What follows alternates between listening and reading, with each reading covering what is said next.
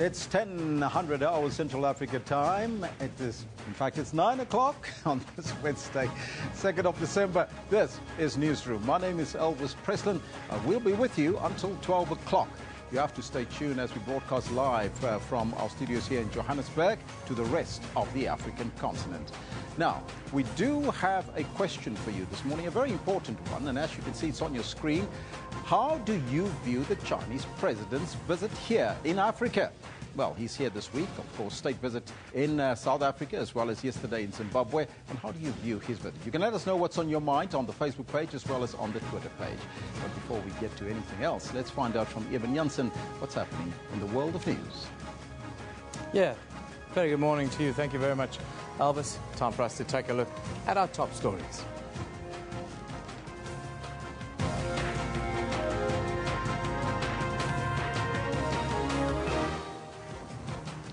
President Jacob Zuma will today host his Chinese counterpart Xi Jinping in a high-level bilateral talk at the Union Buildings in Pretoria.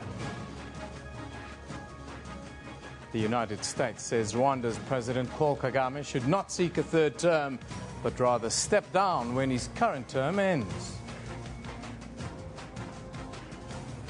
25 political activists have been arrested in Nairobi as they attempted to march to President Uhuru Kenyatta's official residence. Those are top stories. Let's go to Kendall now for an update from the sports desk. Thank you very much, Evan, and a hearty good morning to everybody at home as well. This is what we've got for you in the sports today. Oh, it's another good chance for South Africa. They've scored again. Red Hot Mutupa and Masuku keep Amajimbos in the hunt for Olympic qualification as South Africa's under-23s beat Zambia 3-2. Assistant coach Adrian Birrell says the Proteas have no complaints about the pitches and will be playing for pride in their last test against India starting tomorrow. Also, injury-ridden icon Tiger Woods, who's not swung a golf club in months, is unable to commit to playing in 2016. And that's what we've got for you in the sports later on at 10:20. Back to you, Evan. Thank you very much, Kendall. Time now for our top story. President Jacob Zuma will today host his Chinese counterpart, Xi Jinping. The two leaders will hold high-level bilateral talks at the Union Buildings in Pretoria. President Xi will also be attending the Forum on China-Africa Cooperation later this week. Yesterday, the Chinese leader signed a series of new bilateral cooperation agreements with Zimbabwe during his state visit to that country. Agreements were signed in the presence of the two presidents. Their overall value is believed to run into the billions of US dollars. The agreements cover environmental protection, vehicle assembly, construction, including that of a new parliament building. The Chinese government will also finance various power projects, spending $1.2 billion US dollars to expand Hwange thermal power station in the power-starved country. Basking in the glory of deepening Zimbabwe-Sino relations, the Zimbabwe president took a swipe at the West's weakening economic influence. The 15th anniversary of the adoption of our Look East policy. Today, the whole world is looking east, including those who, in 2000, chided us for adopting that policy. It is therefore natural, Mr. President, that we continue to strengthen our political and economic relations with those who have always stood with us. The country is increasingly dependent on China, a major market for its mineral resources and tobacco. Chinese money has kept the economy afloat, but experts say investment needs to increase fivefold to save the contracting economy. Both countries should make full use of the political trust and economic complementarity between us to translate our friendship into cooperation impetus for common development and prosperity. We also witnessed the signing of many cooperation documents which highlight the strong desire of both sides for broader cooperation and the tremendous potential therein. I have full confidence in our bilateral relations. Critics say China's so-called mega deals over the last year have failed to stop Zimbabwe's economy from contracting. As President Xi Jinping makes overtures to Zimbabwe, many here can't help but recognize that on Wednesday he leaves for the Forum on China-Africa Cooperation, where he will meet more investor-friendly countries vying for the same Chinese money. Shingai Nyoka, SABC News, Harare, Zimbabwe. The United States says Rwanda's President Paul Kagame should not seek a third term. America's ambassador to the United Nations, Samantha Power, says Kagame should instead step down when his current term ends. Power was speaking after assuming the presidency of the Security Council for the month of December. With the Security Council grappling with next steps on the UN's future role in Burundi, a question was posed on next-door neighbor Rwanda and constitutional moves afoot to allow President Kagame to seek a third term. We expect President Kagame to step down at the end of his term in 2017. We're aware of all of the parliamentary maneuverings that have occurred, but he has not yet spoken to his intentions. And again, we think it's extremely important that Rwanda, which has been a model on public health, on women's representation, on education, that it make itself an example on democratic governance and on the importance of term limits. Nobody is indispensable. President Kagame has left the door open to the third term, but has not clearly pronounced himself on the matter.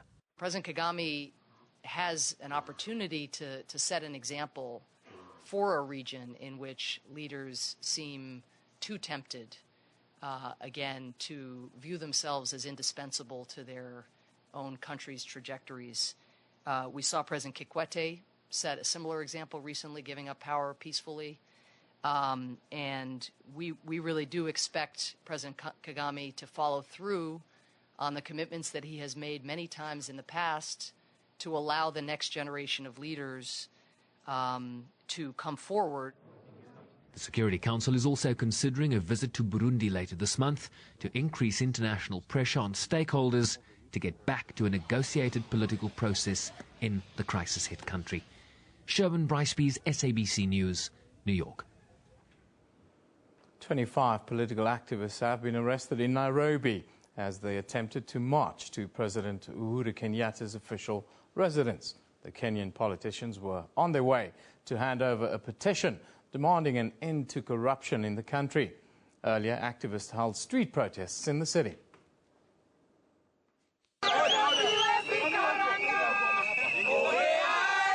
They marched along Nairobi city streets with a petition to see an end to high-level corruption in Kenya.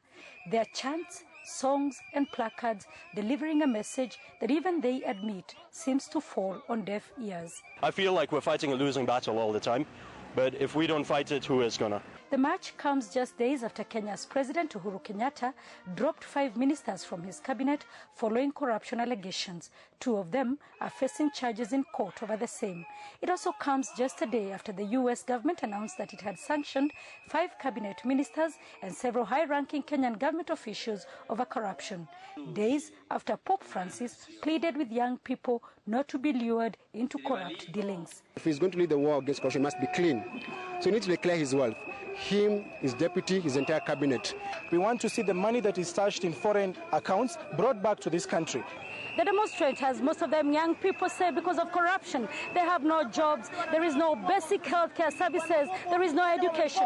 They want people in big places jailed over corruption, a demand they made when they met Chief Justice Willy Mutunga. I'll be one of those people who will declare their wealth. Anti-corruption watchdog Transparency International ranks Kenya amongst the most corrupt countries in the world. Sarah Kimani, SABC News. Well, that was a look at our top stories here on Newsroom at this hour. Time now for more in-depth interviews and analysis with Elvis Presley. Thank you, Yeben. Let's start off with the Northwest Premier, Supra Mahumapelo, who has vowed to deal with the rot at the beleaguered Ditsobotla local municipality in Lichtenberg.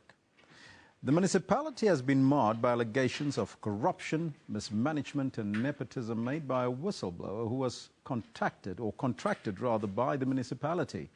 The council recently met behind closed doors with a view to resolve some of the woes that it faces. A municipality under scrutiny, the Ditsobota Municipal Council in the northwest is said to be in a state of collapse. Service delivery is at an all-time low and there is rampant corruption.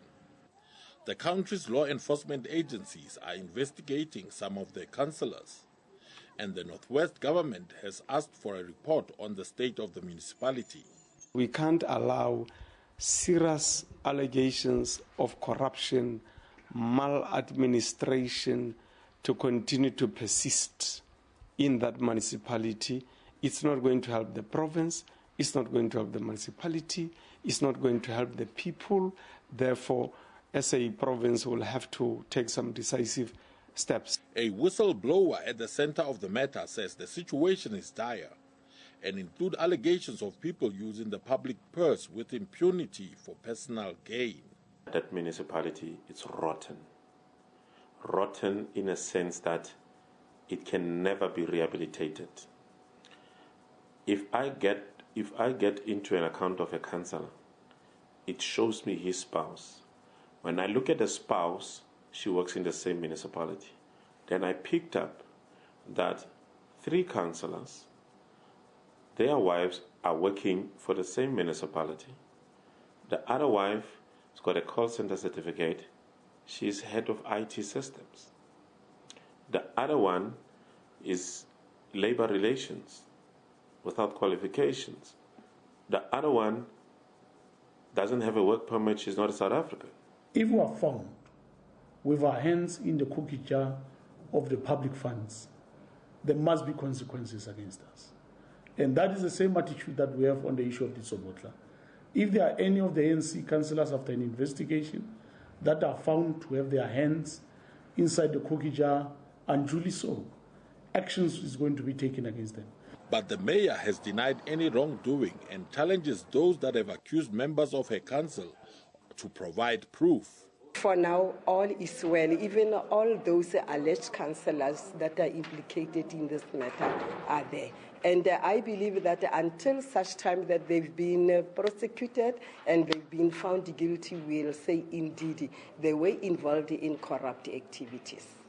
There is also a possibility that residents may enjoy a Black Christmas. The municipality is one of those warned by Eskom of possible power cuts unless alternative arrangements are made with the power utility. Local business is worried about how this will affect them.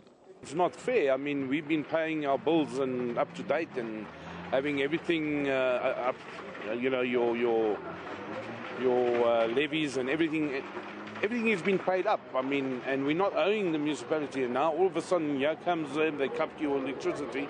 Obviously, it's going to have an effect.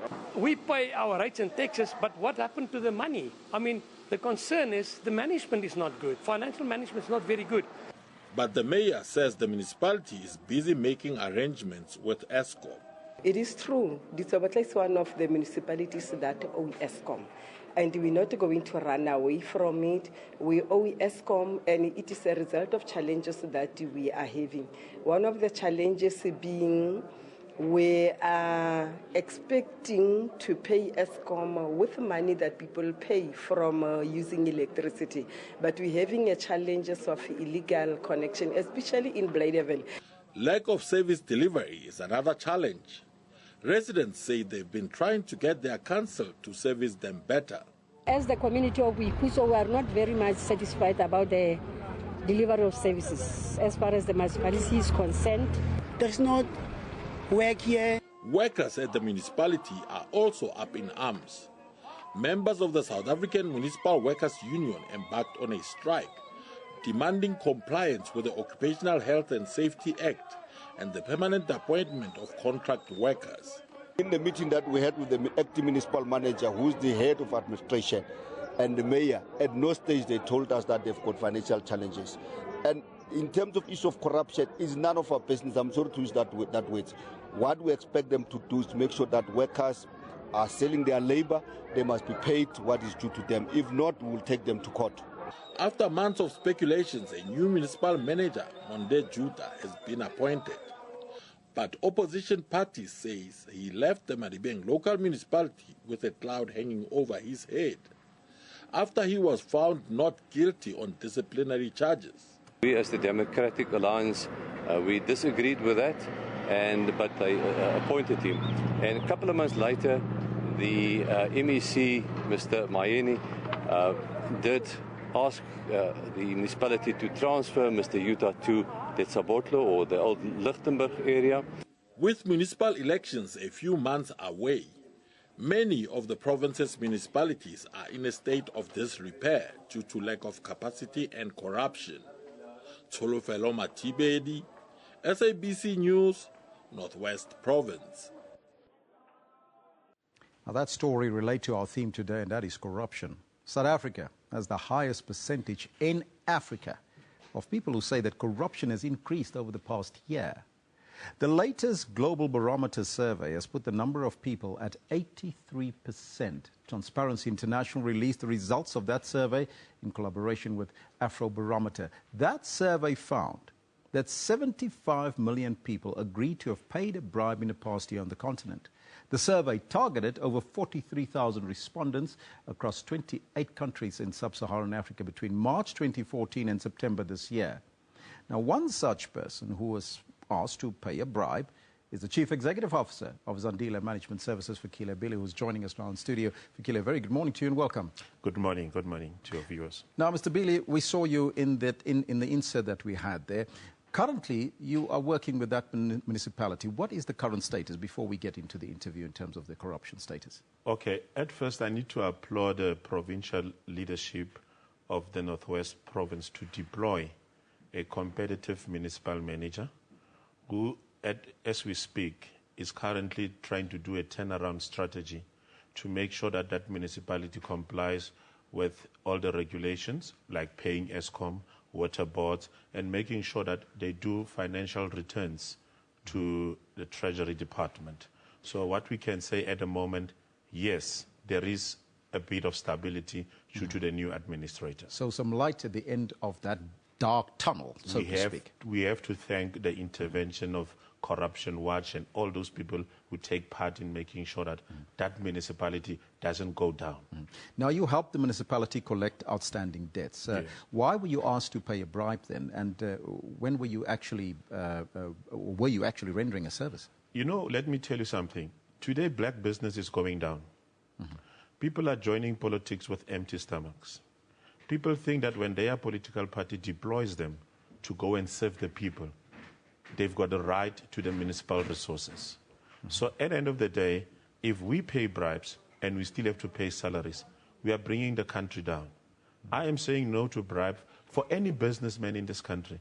Don't pay bribes. Don't join politics when you don't have money.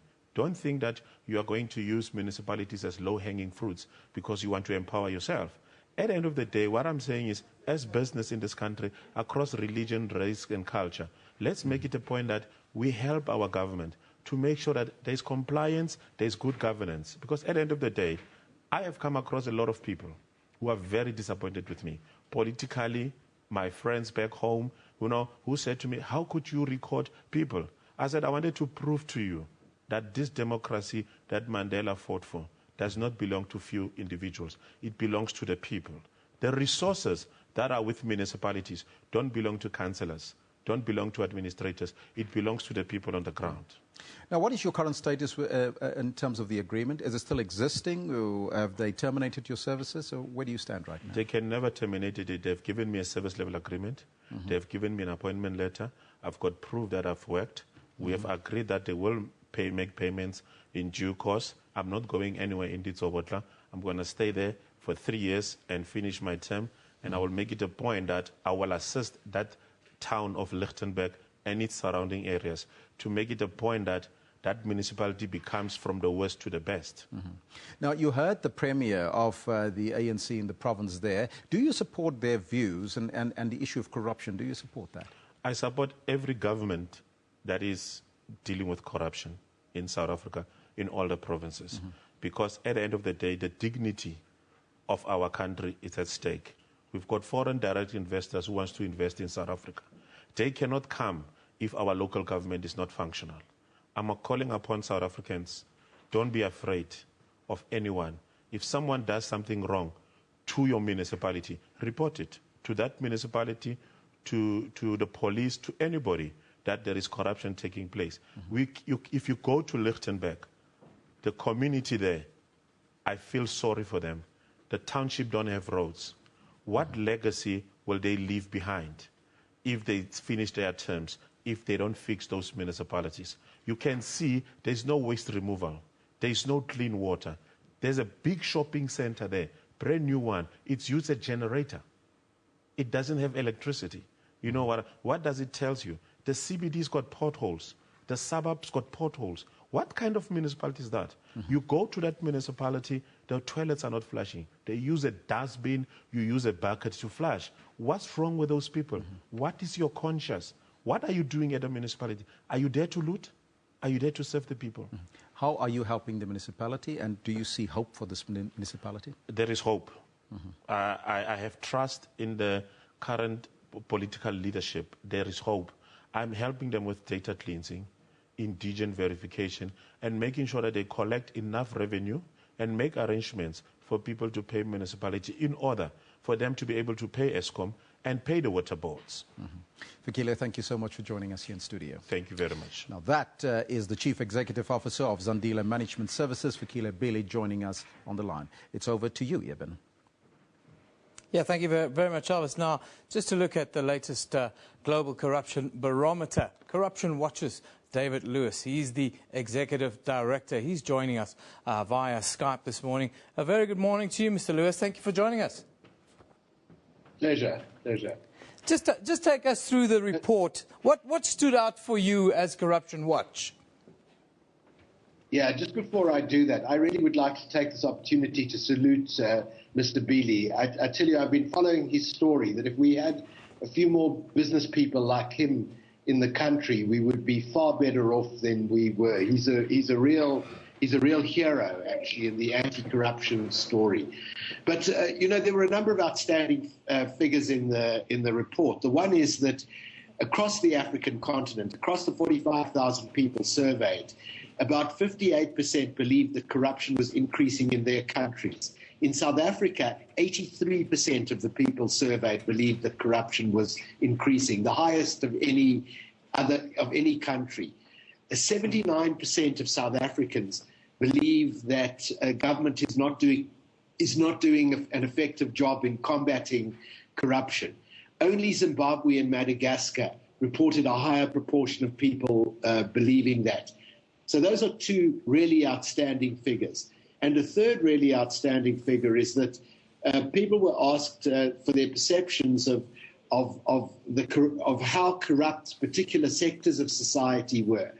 The highest answer is that 47% believe that all or most of the police are corrupt. The second highest are that 42% believe that the private sector, the business executives are corrupt. So, and this is the first time that business have appeared on that list. So Mr. Bili is not only doing something for the country, he's doing something to restore the reputation of business, which is really important. And I wish that his colleagues would follow the example he's setting. Not only his colleagues in small and medium-sized business, but his colleagues in the big corporates here in Johannesburg as well. You talk about business, but corruption is not only an institutional thing. There's the individual side to it. What do you as an individual do in a country like South Africa to fight this scourge? Well, you report it, and again in that survey, it was very encouraging to see that a large proportion of South Africans surveyed believe that the public have a role to play in combating corruption, and a large proportion of those believe that the most effective way for the public to combat corruption is to report it. So, you know, we get a lot of complaints of so-called petty corruption, people being asked for bribes by traffic cops, by licensing authorities, by housing authorities, and it's very important that we're able to take these reports, investigate a certain number of them, but that we're also able to go to the authorities and say, you know, we've received 600 complaints about corruption in schools in Gauteng. You've got a problem there. And let's let us help you clean up this problem. And, you know, generally, again, I concur with Mr. Bealey. You know, many people in the public sector, many MECs have responded positively to what we're doing, not all by any manner of means. But there is concern in the public sector at what is going on, and there are people determined to stamp it out. I mean, they're often, regrettably, having to deal with colleagues of theirs who don't feel the same way, but there are enough of them to give me comfort, not complacency, but comfort that it's possible to deal with this problem. Is it an effective way for citizens to battle corruption by starting at the zero base point, which is don't pay any bribes on the streets? Absolutely, absolutely. You know, one of the things that we've done here in particularly in Gauteng, in Johannesburg, but across the country as well, is to hand out a little card which tells motorists, for example. I mean, we all know that bribery on the roads is a very commonplace phenomenon. What their rights are, like when they're asked to pay a spot fine, so-called, for example, they don't have to. The people need to know what their rights are, particularly in relationship to the police, who many people still expect know the law better than they do. It's often because they know the law better than we do that they're able to abuse it in this way. And so we've done this with school governing bodies, with a lot of sites of so-called and very misnamed, we think, petty corruption, is that if people know what their rights are, then they're able to stand up for them. Thank you very much for joining us today. That is David Lewis, he's Executive Director of Corruption Watch here in South Africa. Moving on, the United Nations Secretary General Ban Ki-moon says Africa has an enormous stake in the success of the COP21 Climate Change Summit. He chaired a high-level meeting of African countries as thousands of delegates continue negotiations in Paris. Lots of views and lots of comments around this. Yes, South Africa is most at risk, some would say. Indonesian Red Cross say climate change solutions only work if developed together with communities. We call for more partnerships with local actors when we talk about COP21. Ambassador of the AU says 1960 to 2014 Lake Chad, source of living for millions of Africans, lost 90% of its water, driving many to desperation, extremism and migration. COP21, that is a sobering thought. Mandy Souls talk about heal the world, make it a better place for you and for me and the entire human race. Of course, that was the Earth song of Michael Jackson. Joe talks about plankton in oceans provide breath you just took. Stop the destruction of them by pollution, climate change and overfishing. And there you have an umbrella. Protect the forests. They are the climate umbrella of our planet. Of course, that was a call made to COP21 yesterday by Prince Charles, the royal heir to the throne of the House of Windsor, calling for us to look at our forests and protect them and plant more trees, because ultimately that is the cleaning mechanism of our planet. Let's take a look at our picture of the day. It's captioned Fire. It comes from Reza. And of course, this was the Denver squatter camp here in Johannesburg in the Gauteng province. That was a fire that ravaged dozens of shacks, destroyed them, really causing a lot of misery for more than 500 people who had to sit outside during what was somewhat of a rainy night here in Johannesburg. Quick look now at the front pages from around the globe. We start in Europe. The Times reports that fewer than half of British voters now support airstrikes against the Islamic State in Syria after 5 million people turned against military action in the past week. Then in New York, the International New York Times talks about the arrival of hundreds of thousands of refugees in Germany has revived weekly rallies in Dresden against Muslims and the government of Chancellor Angela Merkel. Then, finally, in China, the South China Morning Post reports that Guangdong police have reportedly busted a massive people smuggling operation that earned 220 million won from getting 3,200 people out of the country.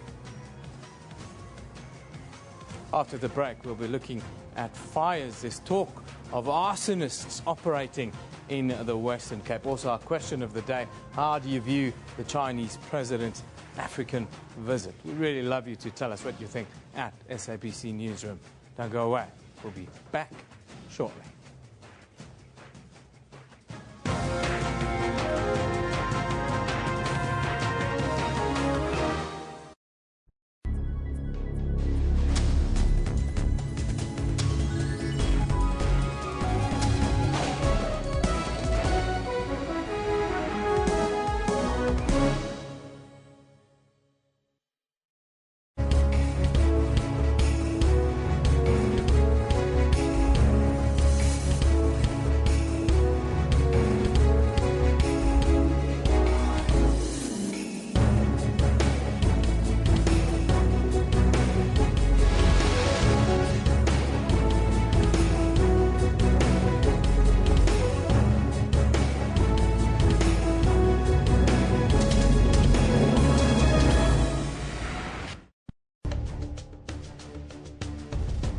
Are you saying the king must go to jail? You are not royal blood, therefore you are going to serve time on behalf of the king. Where does the public protector stand on this matter? Are you with the marches, for the marches, against the march? If this is your ancestor, it is very much his ancestor as well, because this is the cradle of humankind. Is there God somewhere in your science? Drinking the blood of a person with albinism gives extra magical powers. A man of the cloth is involved here because it would mean that somehow religion is being brought into this part of the myth. What do you say to it? Watch Question Time with me, Mpho Tsedu, Monday to Thursday at 5:30 p.m. on the SABC News Channel.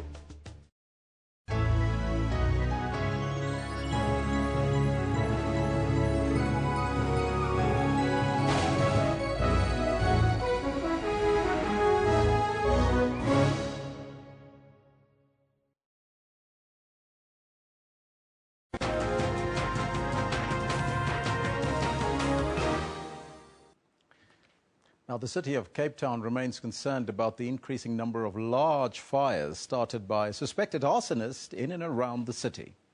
A recent investigation by SANParks shows that the devastating fire in Simonstown 2 weeks ago was the result of arson. At least 13 homes were destroyed and many residents evacuated. Officially, the fire season started for the city authorities yesterday. I'm joined now by Mr. J.P. Smith, the city's mayoral committee for safety and security. Mr. Smith, a very good morning to you and welcome. Morning. Now, first and foremostly, what are the city's concerns with regards to a suspected arsonist operating in the Western Cape? I think that we have one. We have a big enough challenge in terms of fires. It's important for us to bring the fire mortality rate down. We do not want to see people lose their properties or their homes. The horrible scenario in Masipumalele over the weekend, 1,130-something structures destroyed. You can call them structures, but they're homes. These are people who've lost everything. And we have huge challenges with dealing with these fires. We're being pushed to our limits in terms of responding to 60 to 80 fires a day. And the city has invested extensively in additional firefighters and fire equipment and everything else. But if you have an arsonist that is persistently, especially at your most challenging times, setting fires, waiting for your firemen to move in as soon as they retreat, resetting the fire or setting multiple flash points, then that becomes of extreme concern. And we have a number of locations across the city where we see such purposeful setting of fire. Now, two of them, behind the Boerkaap on Signal Hill and in Ocean View, is children playing. It's kids who are being naughty and are in the process engaging in criminal offences, but it's something where the emphasis is on education. But there are a couple of adult arsonists, especially around the Deep South area, around the Noordhoek and Glenken areas where we have seen a series of fires. The last one was this Claver Valley Simonstown fire. But certainly some of the fires we saw earlier this year in March when we had that massive inferno across the bottom of the mountain chain in the South Peninsula, there were at least 3 fires there that were purposefully set. And last week, some firefighters stumbled across incendiary devices, homemade incendiary devices. And those incendiary devices are now in the police possession. They're being tested by forensic experts. And they're definitely homemade devices for starting and ensuring that a fire is set. Metal tin with flammable liquid, with steel wool, a hose clamp, keep it all together. So somebody is going about doing so, and both us and the South African National Parks, on whose land most of these fires is taking place, are very concerned. Have you identified these suspects, or suspects for that matter? Well, there have been a couple of people in the past. There's a particular series of fires around Noordhoek where there is a person who often goes onto properties to steal things, and sometimes when he's chased away out of spite, he then sets fires around the Lake Michel area. There's a man who has been arrested in the past. He's been released. He is back in that community, so that he's being monitored. And then we've also had problems with fires around the Devil's Peak area, where a serial arsonist has been involved. He is a psychiatric patient and has been in care before. So those are the two persons we know about. But the fires started in Glencairn and in the South Peninsula. That, I think, is an unknown entity or multiple persons. There were sightings of them before. Some of the fire investigators, both David Klatzer and Rob Erasmus, have been in contact with members of the public who, even during March's fires, indicated to us that they had seen people setting fires. Metro Police almost managed to catch two men who were throwing or shooting flare guns into the dry bush just above Muizenberg. So we've had a couple of close encounters but not been able to catch. And I think we are talking to SANParks now about how we move this forward, how we hire between us dedicated fire investigative resources and continue to pursue now more intensively these persons so that we can bring them to book. This can't carry on. What is your message to the public out there when they observe perhaps a suspicious person or suspicious people walking around and doing certain things that might lead to a fire? Absolutely report it immediately. The city has a single call centre number for all emergencies. And aside from the available SAPS number, any emergency in the city, the appropriate number to call is our 107 call centre, that 107 number from a landline or from a cell phone, 021-480-7700. And that will get you to all of the emergency services. Both the fire department and our Metro Police and also SAPS can then be alerted to the issue. And that will allow us to make sure that all the information around such tip-offs is going through a central point and that we're collating it and we're getting it to the investigators. We've been in discussions with SANParks around how we jointly contract such services, and I think that will be happening very soon now because we've already seen lives lost as a result of fires. These fires, like in Masipumalele, in Dunoon, in Langa that we had last week, we don't believe these are malicious, but certainly some of these big fires that are being maliciously started, whilst they haven't directly led to a loss of life, and only through the greatest luck, whilst these fires are happening, they are drawing resources away from the critical fire risks in backyards and informal settlements that we have to contend with. So whoever is setting these fires is placing other communities at risk because it's tying up firefighting resources and is costing a huge amount of money. So these are people who we would rather not have around. Any information that is forthcoming, and of course we're always willing to offer a reward if that's what it takes. But I think the good people of our city have shown themselves quite willing to be forthcoming. And already, as I said, both the investigators appointed by the city and SANParks in the past have had discussions with people and taken statements from them who have brought evidence of persons that they observed setting fires. Just briefly, the fire season is starting in 5 seconds. Are you ready? Yes, absolutely. A lot of extra resources, seasonal casuals, on-board fire reservists, extra vehicles, 40 million invested in the last year with additional vehicles and equipment. And we're looking at 2 new fire stations within the next year and a half in some of the key hotspot areas. JP Smith, thank you so much for your time. Pleasure. That was JP Smith, the city's mayoral committee for safety and security, on the line.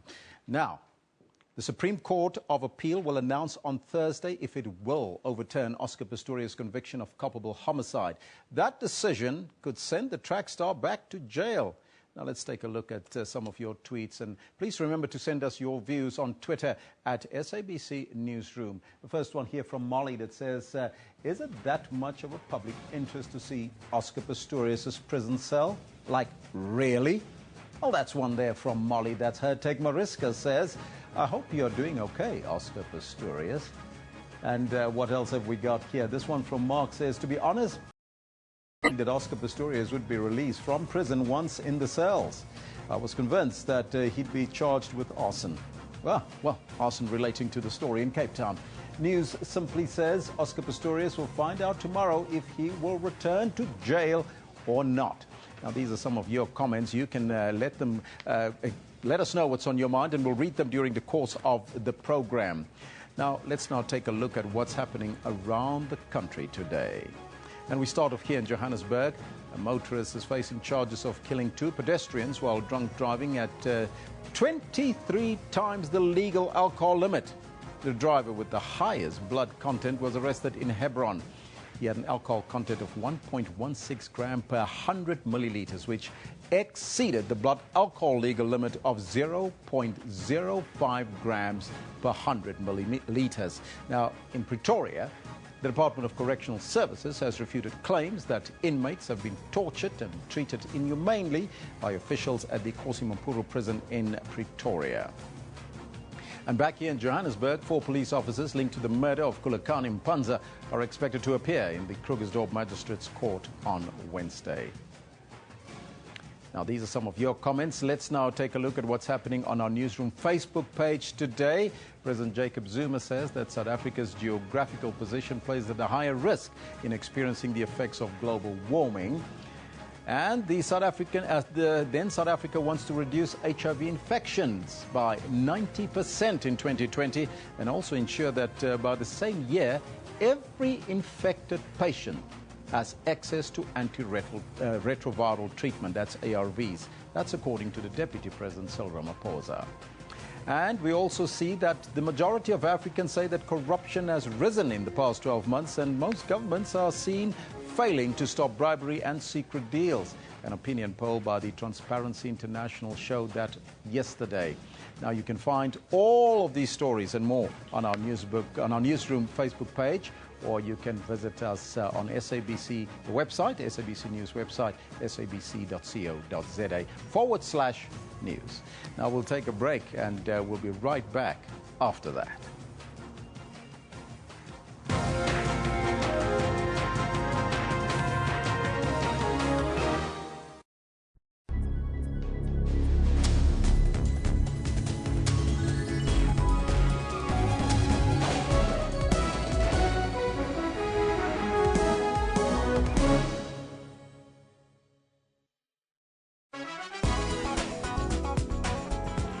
The son of Africa, Trevor Noah, is leaving America in stitches.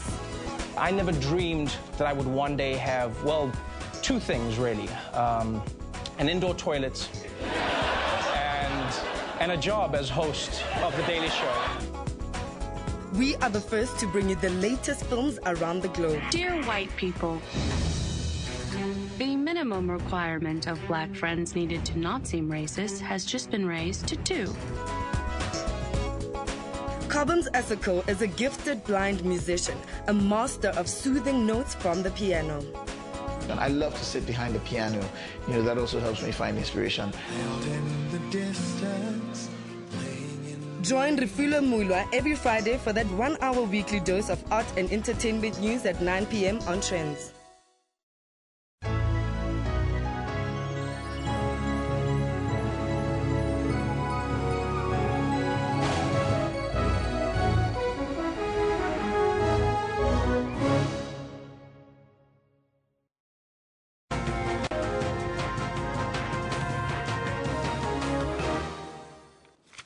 You're watching Newsroom. Welcome back. Now, the National Skills Authority relaunched itself after the appointment of its new board by the Minister of Higher Education and Training, Blade Nzimande.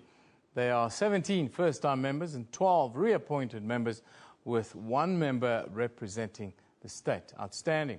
The launch mainly targeted participation of 300 delegates. Among them was government representatives, sector education and training authorities and a portfolio committee on higher education and training and quality councils. Now, to talk to us about this, we are joined in studio today by Dr. Thabo Mashongwane. He is the director at the Department of Higher Education and Training. Very good morning to you, Doctor. Thank you for joining us. Morning, and thank you, Evan.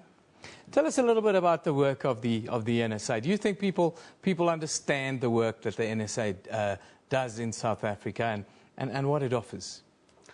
The NSA, which obviously stands for the National Skills Authority, has been established in terms of the Skills Development Act. And what it does, it's a statutory body advising the minister mainly on policies relating to skills development, the strategies that's related to skills development, as well as the implementation of the strategy itself. Now, indeed, majority of people in the circles of skills development will understand and know what the NSA is all about. But it could be that the public out there may not necessarily know what the NSA does, and hence the relaunch. Tell us a little bit about the relaunch, the new board, and do you think a change of direction is needed, and will this be the change of direction if that is the case? The relaunch comes as a result of the appointment of the fourth term board of the National Skills Authority. Yeah. And the reason being that there has been a policy shift in terms of what the work of the NSA should be all about. Like I said earlier on, it is obviously funding its mandate from the Skills Development Act as it currently stands. However, there is a transition from where we are at to the mandate, new mandate given by the white paper for post-school education and training. And that mandate says the NSA has to primarily do the monitoring and evaluation of the sitters. Now, how does this all translate into us improving South Africa's skill set? Very interesting indeed. The thinking around the monitoring and evaluation comes as a result of the problems that continuously ensues within the skills development arena. Obviously, the main role players there being the sector education and training authorities. We have about 21 of them in the country. And we have to ensure that they operate effectively and efficiently, obviously looking into how they can impact the ordinary people out there for them to then access the labor market. So the NSA's role will then be how then to strengthen the efficiency in terms of monitoring performance of the sitters. Now, performance will be mainly on 3 levels. It will be performance in terms of operations, but also on governance-related issues, and the most important one being on financial performance. Now, nations that manufacture their own products are the ones in the world that we see that really are self-sufficient and who are doing well economically. Within that sort of framework, what are the skills that you believe we as South Africa should be focusing going forward, and which are the sectors we should be investing in? We have what we call organizing framework for occupations, listing categories of occupations in South Africa. And we also have the scarce and critical list that then entails the occupations that are in high demand in South Africa. Now, in terms of manufacturing, we have obviously as a country been exporting most of our mineral resources. So the intention is to start beneficiating. And therefore, the skills that are required mainly, it will be obviously the manufacturing skills, related skills in the engineering sector. But that also goes for other sectors where we want to innovate and develop people to become entrepreneurs. So those are the kind of skills that will then assist us from coming out of the economic entrapment. and the kind of challenges in order to get there? What do you think we need to overcome? We need collaboration and cooperation between the institutions of training and education, such as universities, the TVET colleges, as well as the private provisioning, together with industry and commerce. What we actually lack in the main is we produce graduates, but then these graduates have actually never been exposed to a workplace environment. And by opening opportunities in the industry as well as in commerce, we will then afford these graduates at least some experience that will then make them employable. Well, Dr. Mashangwana, I wish you all the success at the NSA in the months and years to come. We really need to up our skill set here in South Africa if we are going to be competitive in a 21st century world where everyone's talking about the African century. Let's hope we can drive it. Thank you for joining us. Thank you. That, of course, is Director at the Department of Higher Education and Training, Dr. Thabo Mashangwana, joining us here on Newsroom this morning. Now, the South African Municipal Workers Union, SAMWU, says that it will intensify its strike at waste management company Pick It Up. This as Johannesburg approaches the festive season with its streets littered by waste that has not been collected in more than 2 weeks now. You can imagine how angry the citizens here in Joburg are. We do get angry. Sia talks about working with garbage is a health hazard on its own. Pick It Up workers have fair requests, says Sia. Alma Smith, I compost and recycle more than 90% of my household waste. I'm happily drop off the rest at a plant. Who needs Cleaner Joburg anyway? Talking about that. Without waste, without wax, Palesa, we must start taking the Pick It Up people seriously. They really work hard to keep Josie clean. And then IG talks about, this is when I realized that Pick It Up workers are very important to our society. Yes, you only realize it when it's gone. We should learn to appreciate the clean environment, and we should all contribute to that cleaner environment. Indeed, we only know what it's like when your streets are a mess, when the garbage is piled up that high, neighbors are shouting at each other, especially my neighborhood, don't put stuff on my side of the pavement. That's where we live, unfortunately, right now. But a man who knows all about the environment, and hopefully he'll have a tip for us on what we should be thinking about now that our garbage is piling up on our streets here in Johannesburg, is Tietse Minare, but he's also going to give us a weather update.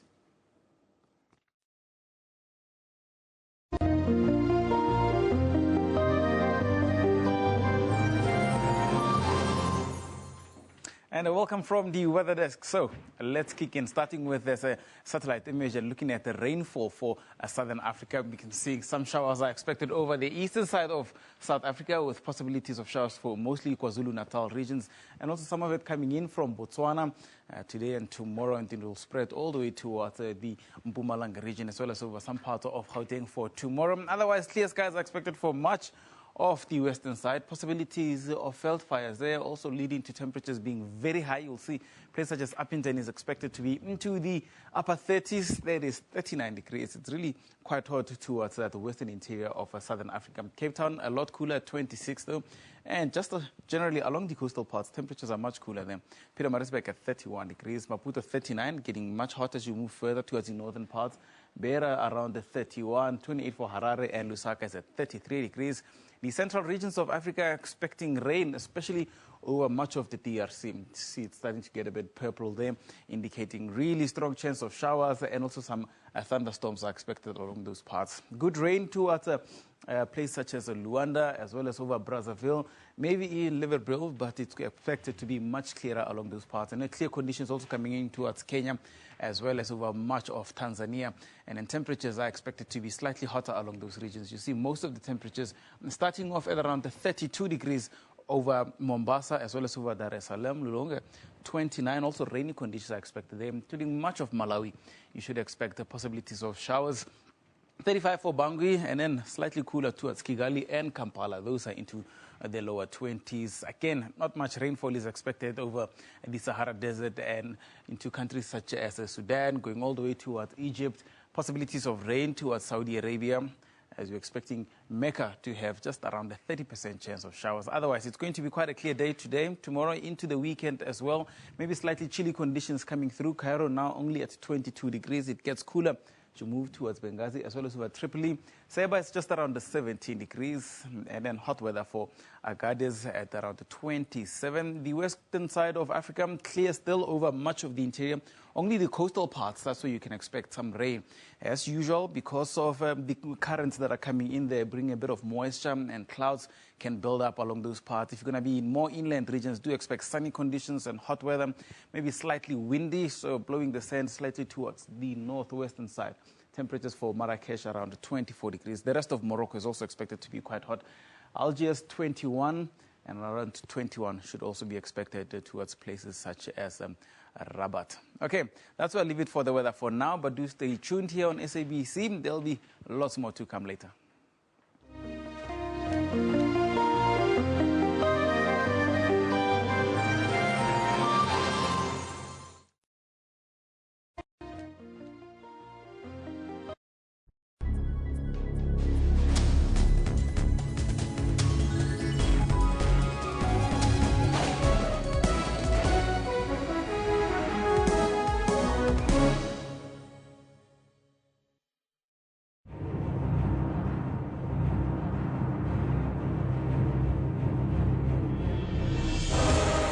For victory requires intense effort and teamwork. When you get to it, there is no turning back, because all eyes are on you. When it's action time, nothing should stand in your way. Sports Live tackles and analyzes all the sport action. This is the home of all your sport news, updates, and more. Sports Live weekdays at 8:30 p.m. Get all the latest news from the SABC's online news services on our website. Breaking news and in-depth coverage of everything from business, sports to politics and lifestyle. Catch the top news clips and watch live streaming of major news events on the SABC News YouTube channel whenever. Stay connected on the SABC News Facebook page and have your say on news that matters to you. And for the latest headlines and live updates from our reporters, follow us on Twitter. SABC Digital News, anytime, anywhere.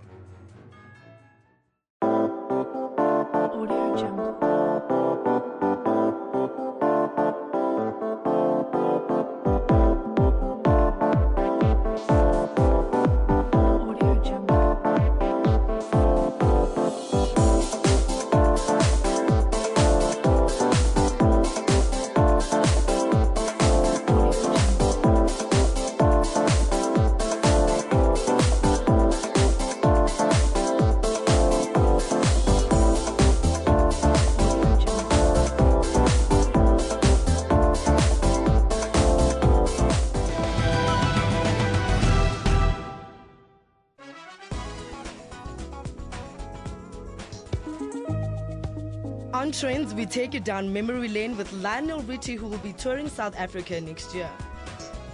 Just saying. We pick up the best of movies to lead you to a joyous weekend full of action. South African Fashion Week was back with a bang, showing off new designs for 2016. Mikasa's Home Sweet Home album will keep you dancing this festive season. For more entertainment news, join your host Refulo Mula every Friday at 9 p.m.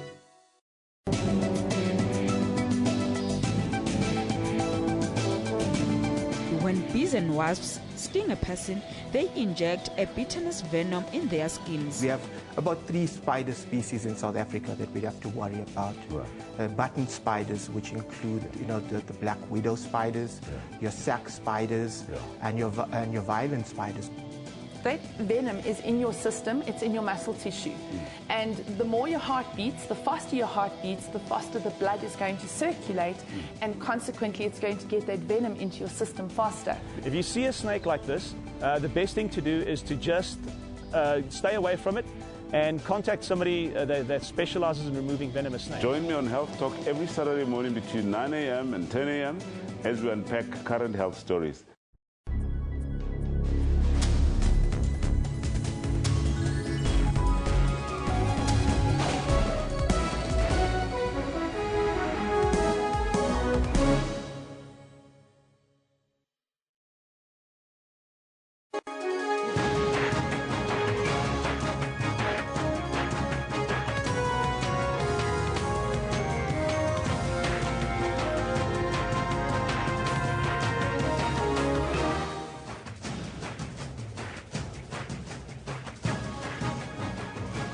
It's now 10:00 hours Central Africa time on this Wednesday, the 2nd of December 2015. This is Newsroom. Jumbo Africa, and a very warm welcome to the second hour. I'm Elvis Preston. I'll be with you until 12 o'clock. You have to stay with us as we broadcast live from our Auckland Park studios in Johannesburg, South Africa, to the rest of the African continent. But first, let's take a look at all your news headlines.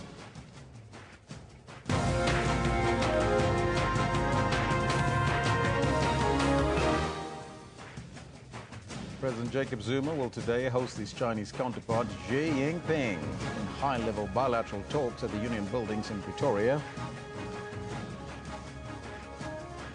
The United States says Rwanda's President Paul Kagame should not seek a third term, but rather step down when his current term ends. And 25 political activists have been arrested in Nairobi as they attempted to march to President Uhuru Kenyatta's official residence. Now, those are some of your headlines, but before we get to the news, let's find out from Kendall Makamate what's happening on the sports front. A very good morning to you. Good morning, Elvis. Thank you very much. And a hearty good morning to you at home as well. This is what we've got for you in the sports today. Oh, there's another good chance for South Africa. They've scored again. Red Hot Mutupa and Masuku keep Amajimos in the hunt for Olympic qualification as South Africa's under-23s beat Zambia 3-2. And assistant coach Adrian Birrell says the Proteas have no complaints about the pitches and will be playing for pride in their last test against India starting tomorrow. This as injury-ridden icon Tiger Woods, who's not swung a golf club in months, is unable to commit to playing in 2016. And that, in a nutshell, is what we've got for you in the sports. I'll also be chatting to Xolele Sochelela about the Proteas playing their last test tomorrow. So make sure you stick around for that, 10:20 or so. Back to you, Elvis. Thank you, Kendall. Our top story this hour. President Jacob Zuma will today host his Chinese counterpart, Xi Jinping. The two leaders will hold high-level bilateral talks at the Union Buildings in Pretoria. President Xi will also be attending the Forum on China-Africa Cooperation, or FOCAC, later this week. Yesterday, the Chinese leader signed a series of new bilateral cooperation agreements with Zimbabwe during his state visit there. Agreements were signed in the presence of the two presidents. Their overall value is believed to run into the billions of US dollars. The agreements cover environmental protection, vehicle assembly, construction, including that of a new parliament building. The Chinese government will also finance various power projects, spending $1.2 billion US dollars to expand Hwange thermal power station in the power-starved country. Basking in the glory of deepening Zimbabwe-Sino relations, the Zimbabwe president took a swipe at the West's weakening economic influence. The 15th anniversary of the adoption of our Look East policy. Today, the whole world is looking east, including those who, in 2000, chided us for adopting that policy. It is therefore natural, Mr. President, that we continue to strengthen our political and economic relations with those who have always stood with us. The country is increasingly dependent on China, a major market for its mineral resources and tobacco. Chinese money has kept the economy afloat, but experts say investment needs to increase fivefold to save the contracting economy. Both countries should make full use of the political trust and economic complementarity between us to translate our friendship into cooperation impetus for common development and prosperity. We also witnessed the signing of many cooperation documents which highlight the strong desire of both sides for broader cooperation and the tremendous potential therein. I have full confidence in our bilateral relations. Critics say China's so-called mega deals over the last year have failed to stop Zimbabwe's economy from contracting. As President Xi Jinping makes overtures to Zimbabwe, many here can't help but recognize that on Wednesday he leaves for the Forum on China-Africa Cooperation, where he will meet more investor-friendly countries vying for the same Chinese money.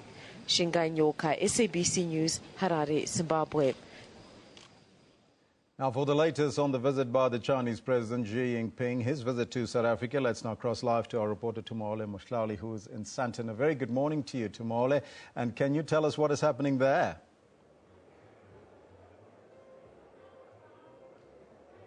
Tumole, are you there? Well, thank you very much. It's all systems go here at the AfriCities Summit in Sandton in northern Johannesburg. And this is basically where officials from local governments from various African countries have been gathered for the last few days, basically to try and find a solution to the myriad of challenges facing African cities right across the continent. Now, speakers here over the last couple of days have been mulling over challenges that are created by issues of mass migration, especially from rural areas, as people go to urban areas in search of better opportunities for employment, as well as improving their prospects, also in search of education when it comes to the youth. Now, Africa has got one of the fastest growing young populations in the world, and certainly delegates here have been deliberating as to how local municipalities can better improve in terms of rolling out policies that will absorb this young population and give them jobs and make sure that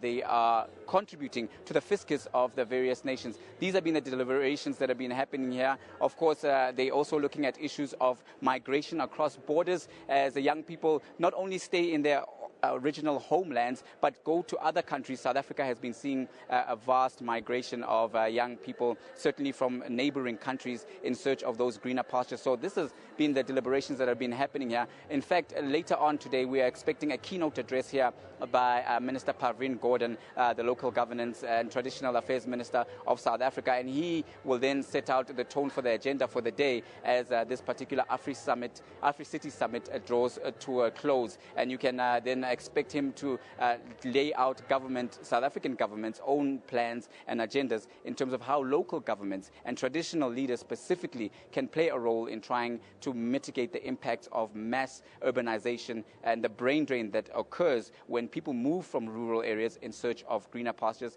in urban areas. But of course, another thing that is happening later on today will be the state visit by the Chinese president. And already you can see that the Chinese are in town. The city is abuzz, and they are busy as we speak. Earlier, I had to do accreditation, and there were a bevy of Chinese nationals also doing accreditation for the opening of the official state visit, which will happen in Pretoria later this afternoon. We are told by officials from the presidency that we are expecting that state visit to kick off at around 4 p.m. this afternoon. So from here, we'll be shuttling through to the capital city in terms of the seat of government to bring you live coverage of the state visit by the Chinese president. High up on the agenda, as you've highlighted in the intro there, will be China-South Africa South-to-South cooperation. Of course, earlier this week, we also had a briefing by the BRICS Bank, which is formulated by China, Brazil, South Africa, and India. And officials there were highlighting the impact and the importance of the South-to-South relations and how drawing the context of why the Chinese president's visit is so important here in South Africa. It's the issue of beneficiation. South Africa is saying that they want a partnership going forward. They don't just want to have a situation where, of course, our natural resources in South Africa are taken out and South Africa is left wanting. They want a mutually beneficial relationship, 50-50. Mineral resources for financial gain. This is basically the crux of the matter. This is what will inform the deliberations and the bilaterals that will be happening in Pretoria during the state visit by the Chinese president. With that, back to you in the studio. That's our reporter Tumole Moshlali. He's in Sandton, and of course later today he'll be joining us from, in our later bulletins, he will join us from the State House in Pretoria. So you better stay tuned right here on your favorite channel. Let's move on now to news on the continent. 25 political activists have been arrested in Nairobi as they attempted to march to President Uhuru Kenyatta's official residence. The Kenyan politicians were on their way to hand over a petition demanding an end to corruption in the country. Earlier, activists held street protest in the city.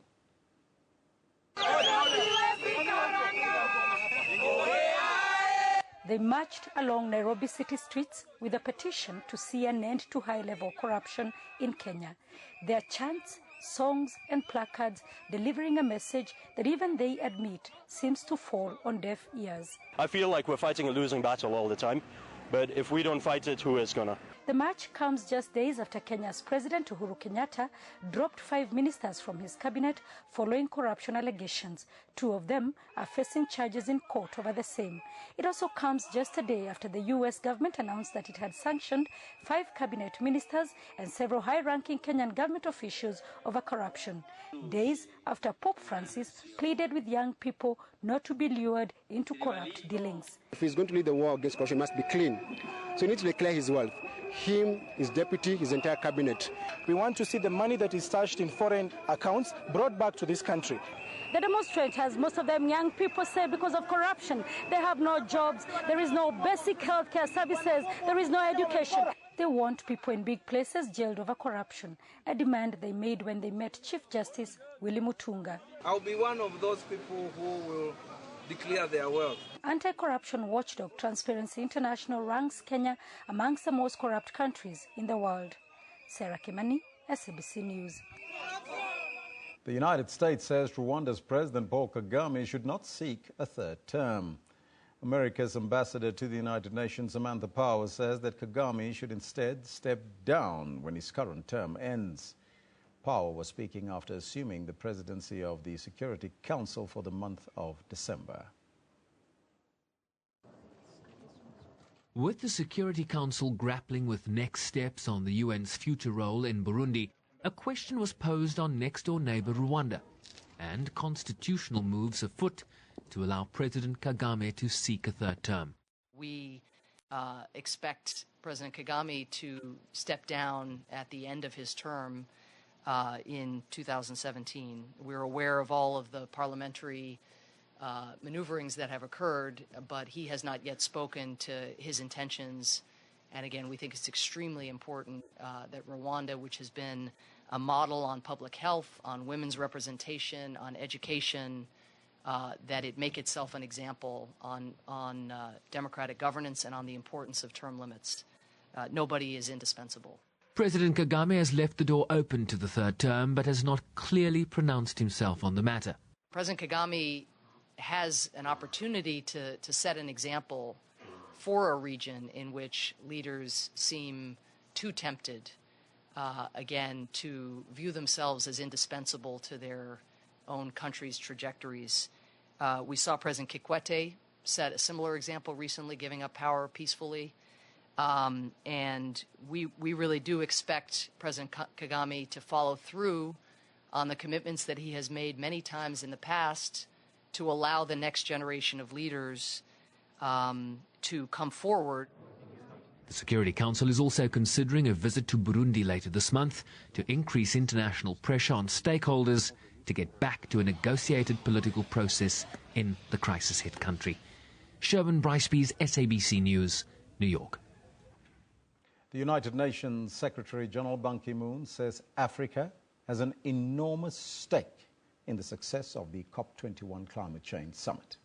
Now, he has chaired a high-level meeting of African countries as thousands of delegates continue negotiations in Paris. Britain's Prince Charles has also addressed the summit. Of the challenge of this summit dawns as the first full day of negotiations got underway at COP21. Most leaders have left, leaving some 40,000 delegates to thrash out the details inside a draft agreement. Britain's Prince Charles called for more to be done to protect forests. He said accelerated action to stop deforestation is needed now more than ever. There can be no room for failure. It is very simple. We must save our forests, for there is no plan B to tackle climate change or many of the other critical challenges that face humanity without them. Great Green Wall is one initiative financed by the African Union hoping to address the issue. It is seeing trees being planted across the width of Africa, from Senegal to Djibouti. It started as a tree planting initiative, but it's developed into more of a development initiative, looking at issues such as green jobs, food security, curbing migration. There was also a high-level meeting of African delegates, including South Africa. Securing finances to fund green technology across the continent is a key focus. South Africa's Minister of Environment Affairs, Edna Maliwa, says agreement must be reached. We don't have a terminology that says, what if it fails? We don't have a thought even that says, what if it fails? I like what the Secretary General always says. There is no planet B, so there can't be plan B. Plan A will be a legally binding agreement, which all hope will be ready to present by the end of next week. Africa is playing a huge part here at COP21, but much of the continent's success when it comes to cutting emissions and introducing greener technology will depend on financial agreements with developed nations. Dan Whitehead, SABC News, Paris. Over 500 people in the Denver informal settlement south of Johannesburg have been left homeless after their shacks were burned down. Emergency officers say more than 200 shacks were razed to the ground. It's alleged that the fire was started deliberately after an alleged domestic violence incident in the area. Stranded, with no roof over their heads, the blaze left a trail of destruction, destroying even trees in the vicinity. Many are now homeless. Ntombi Matlaba is one of them. All her sources of income, including this taxi, destroyed in the blaze. It was my lifeline. My children and grandchildren depended on it for school fees. I'm still paying for the car. I don't even know how I'm going to finish paying it off. And for some, it will be a dark festive season. The disaster happens as they were preparing to go back to their respective countries for the holidays. We had our passports and our clothes burnt in the blaze. We need assistance so that we can get home. Residents are blaming the fire department for a slow response. It started about 2 hours. It took about 2 hours before the firefighters got here. There must have been about 300 plus shacks burnt down before they got here. To me, they are useless. But emergency management services denied the claim. It's unfortunate that in most of the times when we get fire incidents like this one, we get to be blamed. If there is a complaint about our response time, we will have to go back and investigate the matter. It's not the first time that this informal settlement has been engulfed in flames. The affected families will be given temporary shelter. Mareketa Mtlabe, SABC News, Denver. The African National Congress in the Western Cape has failed in its attempt to have the province's premier, Helen Zille, impeached over spying allegations. The party brought the motion in the provincial legislature, accusing the premier of committing a serious crime by hiring a former policeman to conduct alleged illegal surveillance. The ANC alleges that Premier Helen Zille has violated the constitution and abused government funds. The motion comes after the party laid a criminal complaint against Zille for alleged illegal communication surveillance relating to the hiring of former policeman Paul Skeeper's company to debug cellular phones in the provincial cabinet. It is illegal. You can't do it. You are part of the province, part of South Africa. Premier, you know it was illegal because the provincial handbook is under a national handbook. Everything that is in the province, whether it's the constitution, subscribed under the national process. The DA has, however, described the move as a desperate measure by the opposition in the province and a mockery of the constitution. Even though there was no requirement at all for us to do it, we did.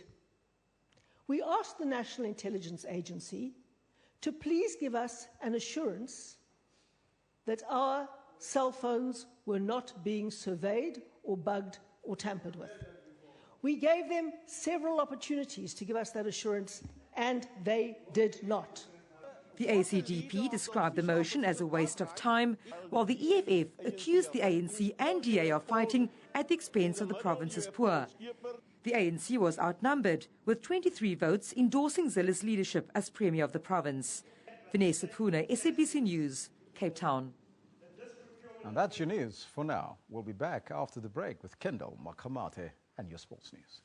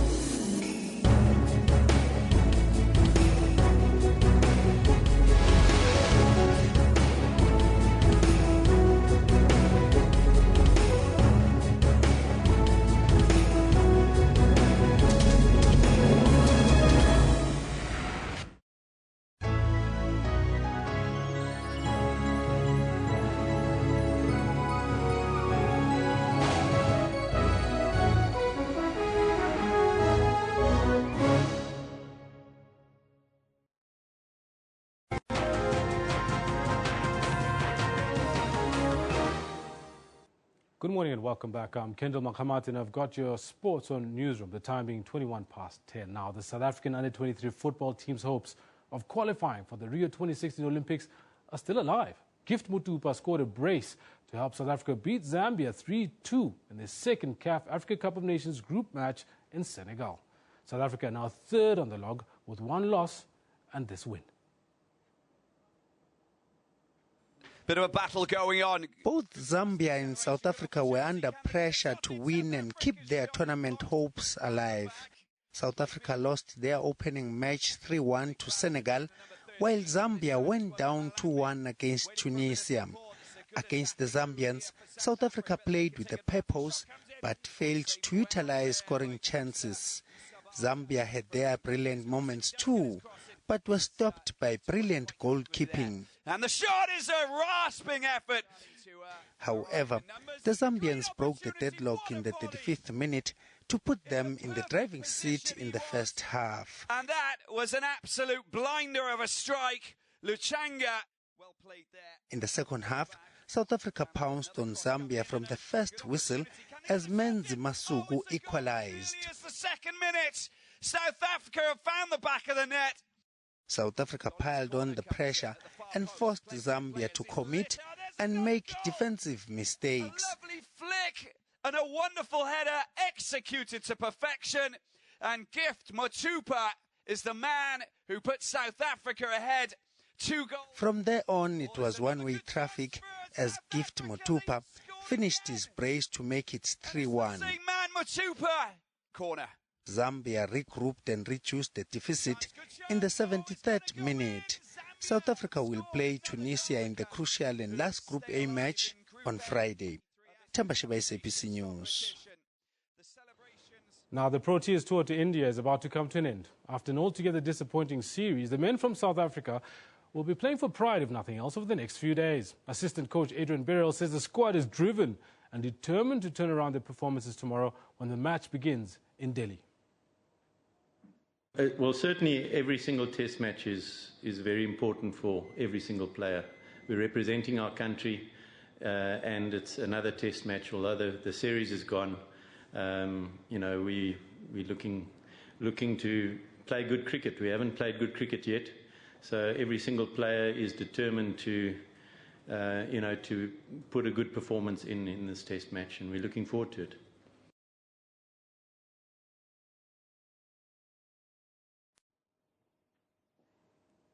Now, the fourth and final test against India will be an opportunity for the Proteas, the world's top test team, to salvage a little bit of pride. After winning the T20 and ODI series, the team succumbed to a test series defeat after losing inside of 3 days of the 2 tests that were able to get underway. Joining me in studio is cricket journalist Polele Sochelerwa. Good morning and welcome back to Newsroom. Morning, Kendall. Just looking at Adrian there, that man speaks very fluent isiXhosa. I've had an interview with him. He speaks very good isiXhosa. Oh, okay. A very interesting way to start the chat, because not a lot of people know that. Yeah, I think it was at the Wanderers where India were touring South Africa, and we were chatting to him, and he said, let's do the interview in isiXhosa because I believe you speak isiXhosa. So. Oh, fantastic stuff.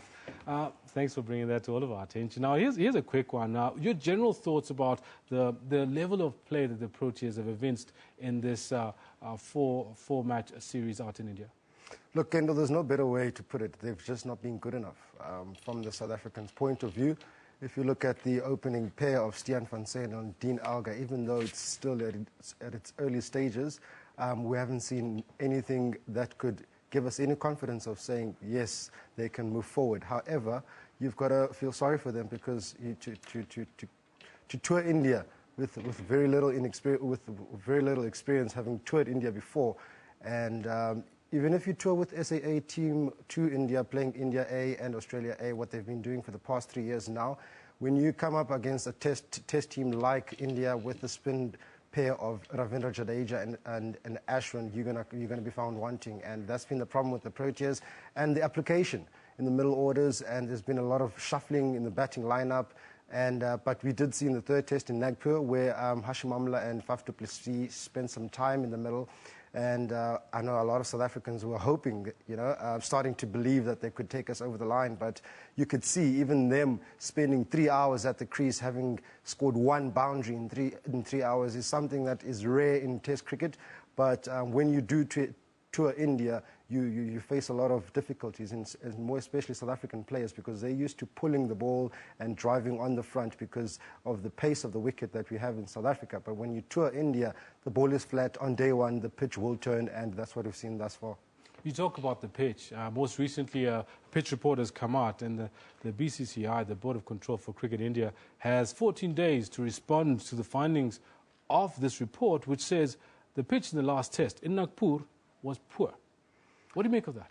I can believe that, and most of the pitches in India are pretty much old. And when I say old, a lifespan of a cricket pitch is about 12 to 15 years. I think the one in Mohali is about 23 years old. So after 12 to 15 years, you've got to dig it out and restructure it. So we've seen those things happen in other countries where a match has been stopped due to a pitch being underprepared or overprepared or not conducive for cricket. And I could say that one was close to it. The one in Nagpur, I was surprised in Mohali, but the one in Nagpur did have demons. It was like I've never seen anything like that. It was like me growing up in the dusty streets of Tanzania, Singapore, turn square, and I've never seen anything like that. But, a lot of questions have been about, is it the pitch? Is it the South Africans not being able to cope with it? When you tour a nation, and just now the county cricket have just announced that next year they've done away with the toss of a coin. So the travelling team now will have the option of saying we will bat first or we'll field first. However, when you tour a country, you do expect those conditions to suit the team that's playing at home. You know when you tour India that the pitch will turn. But if you look at the surfaces and the dust that you see at the end of day one, 20 wickets falling on day one, is that what people want to see? And in some countries, curators are under pressure, groundsmen, to prepare pitches that will last 5 days. And if you go then to India, for them to prepare 5-day pitches that will last 5 days so that they can up the revenue is the least of their worries because they've got the IPL. What would you say about Mohali as well? Because that was similarly a three-day pitch. Look, if both teams have been good, if both bowling attacks have been up to standard, then you will get 3-day test matches. But if you look at the two bowling attacks and you look at the surfaces, then you start raising eyebrows and you ask questions. And really, both teams have world-class batsmen. You've got Ajinkya Rahane, you've got Virat Kohli, you've got Pujara, you've got Amla, you've got AB de Villiers. All those batsmen have been made look average thus far in this series. No, that's true. Now, talking about the batsmen, looking at the Proteas side, who plays in this test? Does Temba Bavuma get a nod in this last test where it's all about pride and it's got nothing to do with salvaging the series?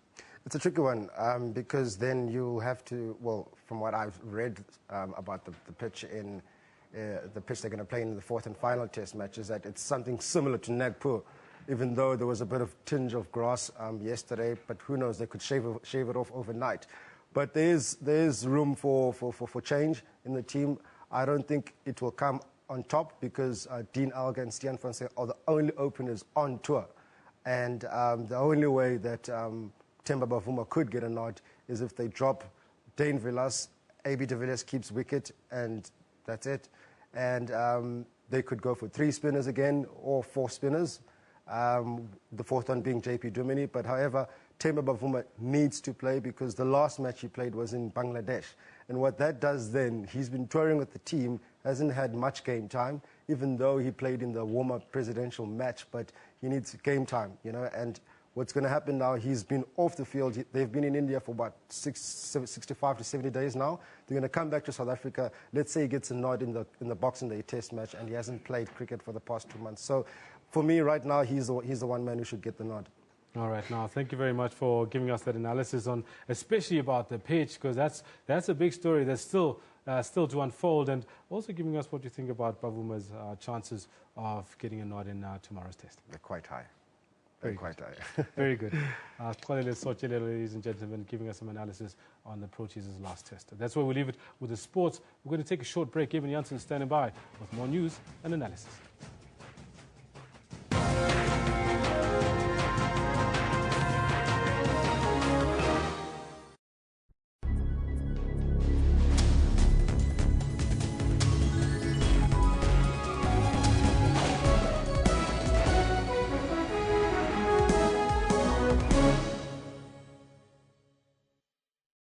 SABC News. We report, contextualize and present news and current affairs honestly, fairly and fully.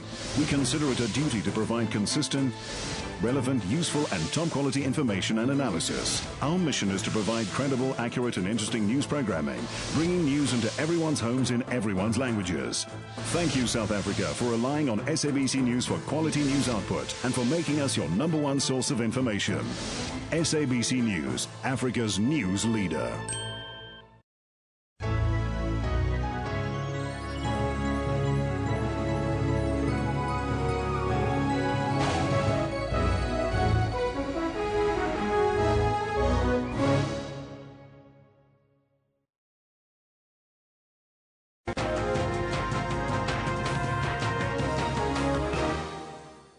Welcome back. You're still with Newsroom here on SABC News. Time for us now to shift our focus to news on the African continent. Chinese President Xi Jinping is on an official state visit to the continent. The Chinese president arrived in Zimbabwe yesterday and met with President Robert Mugabe. The two leaders held talks and oversaw the signing by their ministers of 10 agreements and memorandums of understanding covering energy, aviation, telecommunication and investment promotion deals. Jinping is expected to arrive in South Africa later today.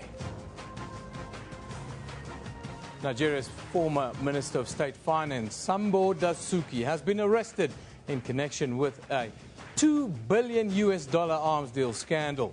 President Muhammadu Buhari ordered his arrest last month, accusing him of stealing funds through phantom arms contracts and hampering the fight against the Islamist insurgent group Boko Haram.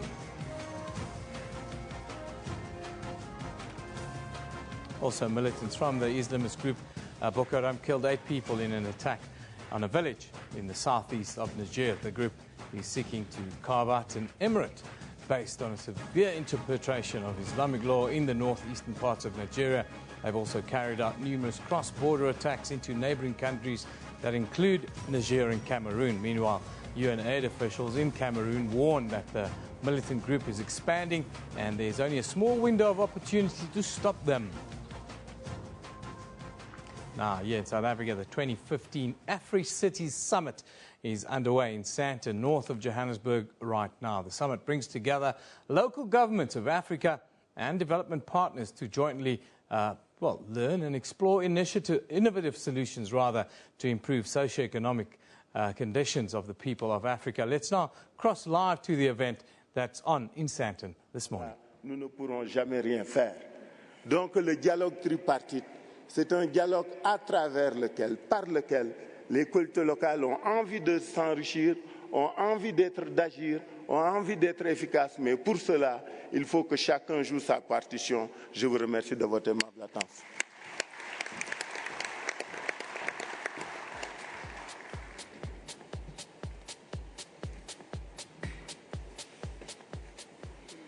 C'est maintenant au tour de Monsieur le ministre Pravin Gordhan de nous donner son allocution.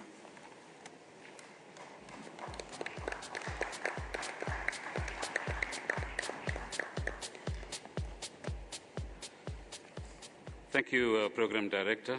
Bonjour, Assalamu alaikum, bon dia, and good morning to all of you. And let me welcome in particular my fellow ministers who have joined us here today. And thank you for coming all the way to the southern tip of Africa to be part of this important dialogue. Let me pay my respects and recognize the ministers, deputy ministers, mayors, the office bearers of UCLGA, distinguished guests, and ladies and gentlemen more generally. The theme of what I want to say is the time has come to transform local government in Africa. Mr. Sall is, I think, quite a strong advocate for change. But let me also assure him on behalf of the ministers, I hope they don't shoot me for this, that the ministers are also interested in transforming local government. Can I get some applause so that I know you're agreeing? So this 7th edition of the Africa Cities Summit, ladies and gentlemen, takes place at an important time in our development trajectory on the African continent. Africa, as you know, through the African Union, has adopted the Agenda 2063, subtitled The Africa We Want, which defines an African vision for the structural transformation of Africa based on the key elements of drastic reduction in poverty, inequality, and ensuring inclusive wealth and growth. The 2015 Sustainable Development Goals, the 21st Conference of the Parties, the COP, in Paris, and the upcoming United Nations Conference on Housing and Urban Development, commonly known as Habitat 3, will also in many ways give us a collective direction of the tasks that we need to accomplish on the African continent. We in South Africa have launched what we call Back to Basics campaign, a campaign that is premised on 5 pillars. The first is put people first, whether you're in national government or whether you're in local government. Listen to the people of our countries and respond to their needs. The second is ensure good governance and accountability within the laws that operate in our respective countries and ensure integrity in governance as well. The third, invest in service delivery and the infrastructure that's necessary to serve our people and the economies of our country. Fourth, ensure sound financial management and accountability, because ultimately all of us spend public resources, not our own money. We must account for the way in which we spend our money. And fifth, build institutions at a local government level that can be sustained over many decades, not just for the generation that we have today. All of this is aimed at dealing with the challenges, as I said, of poverty, inequality, high unemployment that many of, if not most of our countries have, and the unbalanced growth that we have in many of our countries as well. They are further aligned to Agenda 2063, which aspires for cities and other human settlements to become, and I quote, hubs of cultural and economic activities with modernized infrastructure where people have access to all the basic necessities of life, including shelter, water, sanitation, energy, public transport, and ICT, end of quotation. Broadly, the development parameters have been set for us. The challenge, ladies and gentlemen, whether we are ministers or mayors or others that are operating in local government and indeed our partners, is not about further policies, but how do we implement these policies and how do we implement processes of change and transformation. And so I repeat, the time has come to transform local government in Africa. I want to mention humbly 8 points in this particular regard. The first is that we need to empower local government to undertake key functions that local government anywhere in the world undertakes. Too much centralization constrains capable municipalities and their ability to plan and deliver in an integrated and sustainable manner. This means giving local government original constitutional powers, or equivalent in legislation, as opposed to having that determined on an ad hoc basis. And of course, I agree with Mr. Sall the financial resources that will enable local government to perform its function. The second, ensure sufficient capacity in local government, as in skills and capabilities. The third is to strengthen collaborative planning and integrated delivery between the different levels of government. Most of our countries have 3 or more levels of government. Whether we like it or not, they all influence what happens within the sphere and the space that municipalities or cities have under their control in one form or another. But this can only be achieved if various levels of acknowledgement is granted that local government at this stage is not autonomous, and that we need to plan in a collaborative way. So the culture we need to create is one of collaboration and one of integrated planning and delivery. The fourth is to get the basics right, as I indicated earlier on, because if we don't attend to basics and try to focus on flowery things, we will not be doing service to our people as we need to. For example, by simply ensuring that there is reliable water provision, that roads are in good condition, that there's quick turnaround times in terms of building applications being approved, and other everyday necessities within a local government environment, we are then able to promote economic development more broadly. Fifth, there must be strong political will and good governance in our municipalities so that we can advance the kind of cause that we have for ourselves. We must be frank with ourselves and identify our challenges and confront them, but act together, both within our own countries but collectively as well, to tackle these challenges with a greater sense of urgency. The 2014 MasterCard African Cities Growth Index identifies 6 key lagging indicators related to governance affecting the performance of African cities. Firstly, political stability and the absence of violence. Secondly, voice and accountability. Third, government effectiveness. Fourth, the rule of law. 5, regulatory quality. And 6, the control of corruption. Although the study focused on cities, these indicators are also applicable to any area. Good governance is the key for restoring public confidence in political office bearers and government as a whole, as I'm sure we all know. 6, invest in community engagement. This is an important yet often neglected area. The theme, Shaping the Future of Africa with the People, and the contribution of African local authorities to Agenda 2063, which is the theme of the summit, is an emphasis on this point. This is a key instrument for ensuring that people are the center of development and that our interventions are responsive to their needs. We should therefore create an enabling environment for citizens to participate and shape what happens in their neighborhoods. 7, invest in service delivery and institutional systems to promote social and economic development. An article published by a person called Mary Plunkett, entitled The Poorest Cities in the World, says that all the 10 poorest cities in the world are in Africa and are capitals in sub-Saharan Africa. According to this article, these cities are expanding rapidly while lacking the most rudimentary of supplies, clean water, transportation, and overcrowding. And I think the call that we would collectively make to our partners that are sitting on the stage and perhaps in the audience is help us to tackle these problems assertively and with the necessary resources so we can say to our people, we've delivered and improved your lives. 8th, strengthen partnership between our countries and cities to learn, to exchange knowledge and practices in pursuance of integrated urban development. In conclusion, ladies and gentlemen, the role of local government in effecting meaningful change in the life of ordinary citizens is a goal that all of us share. Its success is, however, dependent on the level of collaboration with all other levels of government. It's therefore important that as ministers and mayors gathered here, we explore concrete ways of strengthening mechanisms for collaborative planning and delivery. And this must be underpinned by a strong governance ethos that will build the confidence of our communities and other stakeholders. So I repeat, the time has come to transform local government in Africa. Thank you.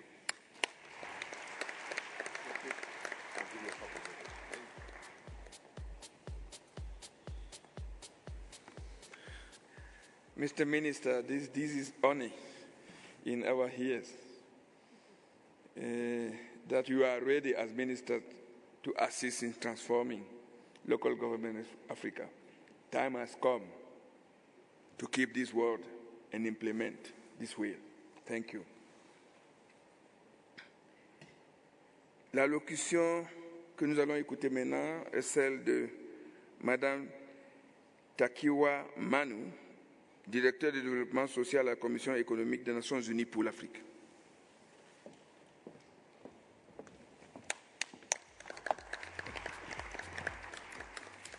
Thank you, Program Director. Good morning. Honorable Minister of Cooperative Governance and Traditional Affairs of South Africa, Mr. Pravin Gordhan, the Executive Mayor of Johannesburg.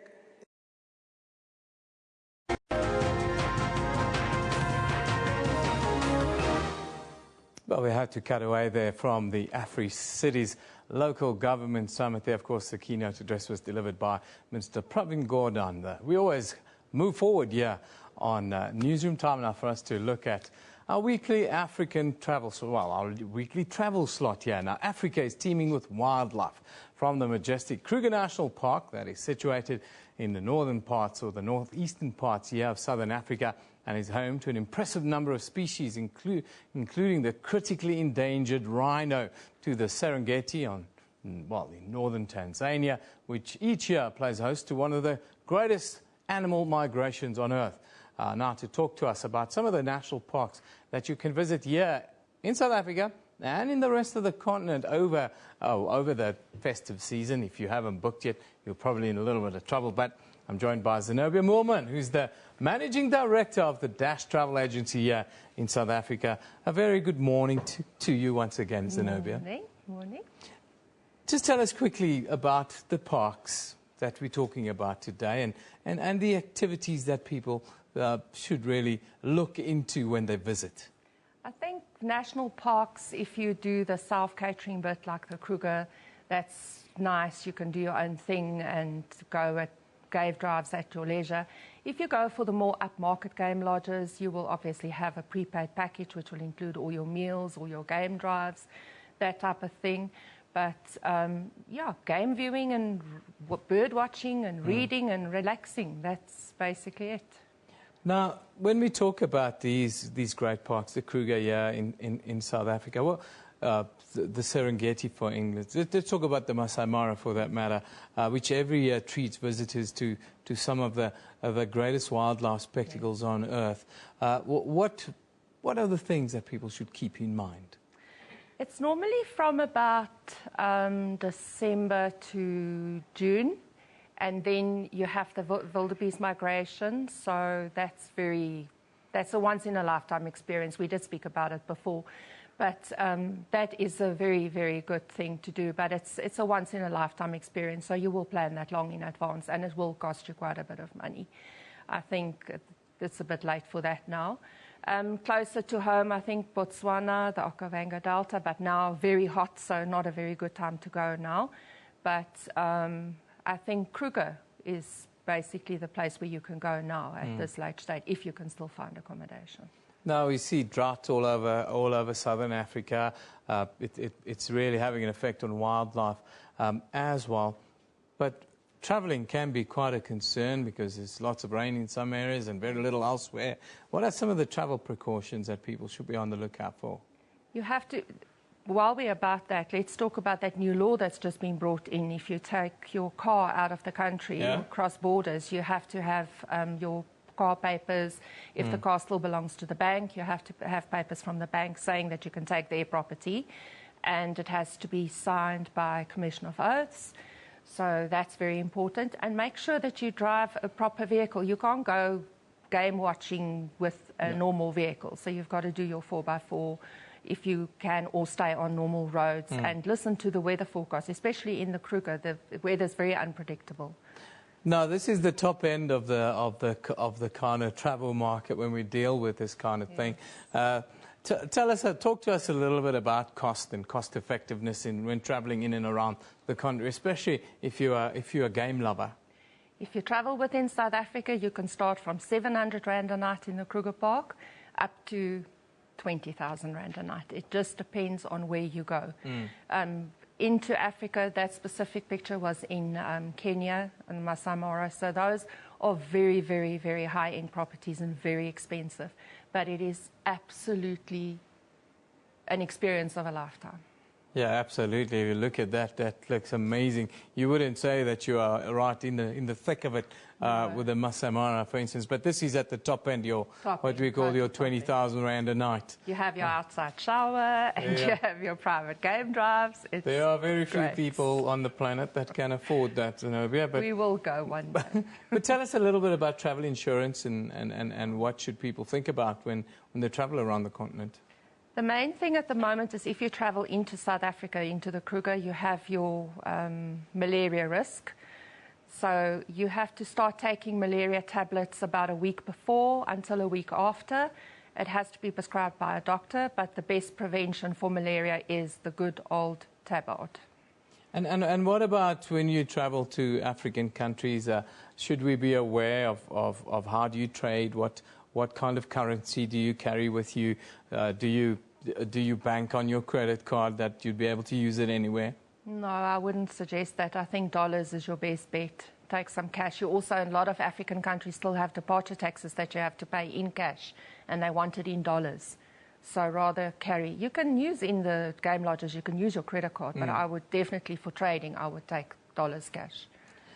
Now, every year, Zenobia, when we deal with game viewing, we see people being eaten by lions or killed by lions, not eaten, or, getting cars being rolled over by elephant and the like. Game viewing ethics whilst in game reserves. What are the things, the do's and don'ts? Go on an organised game drive with a game drive person that knows what they're doing. We don't know. We see an elephant and we think it's so cute and we're going to go close to them, and the next minute he sits on the bonnet. So that is so, so dangerous. Go with experienced people. Wear light colour clothing. Don't wear a red top when you go on a game drive. That's just looking for trouble. And protect children. Don't let them hang out vehicles, but closed vehicles ideally. And if you are in an open vehicle, make sure that you are with a professional. Now, being a professional, if you had to pick one of the best tip, value for money, and with the best views and the best animals for that matter, what would that be? I think for us close would be Botswana, the Okavango, Namibia even. I always talk about the Kruger National Park. It is really still good, and it is affordable for us as South Africans. Fantastic. Zenobia Moorman, thank you very much for joining us. We're talking about, of course, where on the continent you could be going if you want to get some of the best game viewing in the world, really. Thank you for joining us today. Zenobia is the Managing Director of the Dash Travel Agency here in South Africa. Time for us to take a break. After that, at the top of the hour, that is, we'll have another news update with Elvis Preslin. See you then.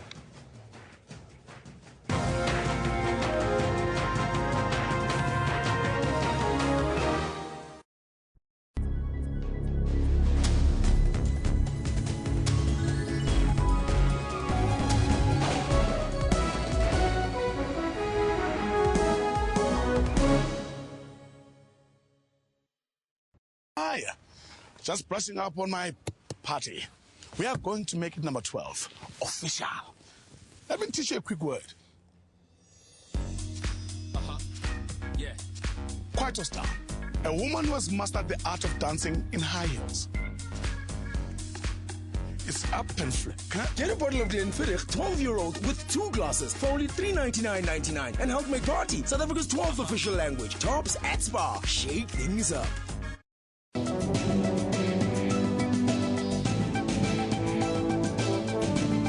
When bees and wasps sting a person, they inject a bitterness venom in their skins. We have about 3 spider species in South Africa that we have to worry about. Button spiders, which include, the black widow spiders, your sac spiders, and your violent spiders. That venom is in your system, it's in your muscle tissue. And the more your heart beats, the faster your heart beats, the faster the blood is going to circulate, and consequently it's going to get that venom into your system faster. If you see a snake like this, the best thing to do is to just stay away from it and contact somebody that specializes in removing venomous snakes. Join me on Health Talk every Saturday morning between 9 a.m. and 10 a.m. as we unpack current health stories.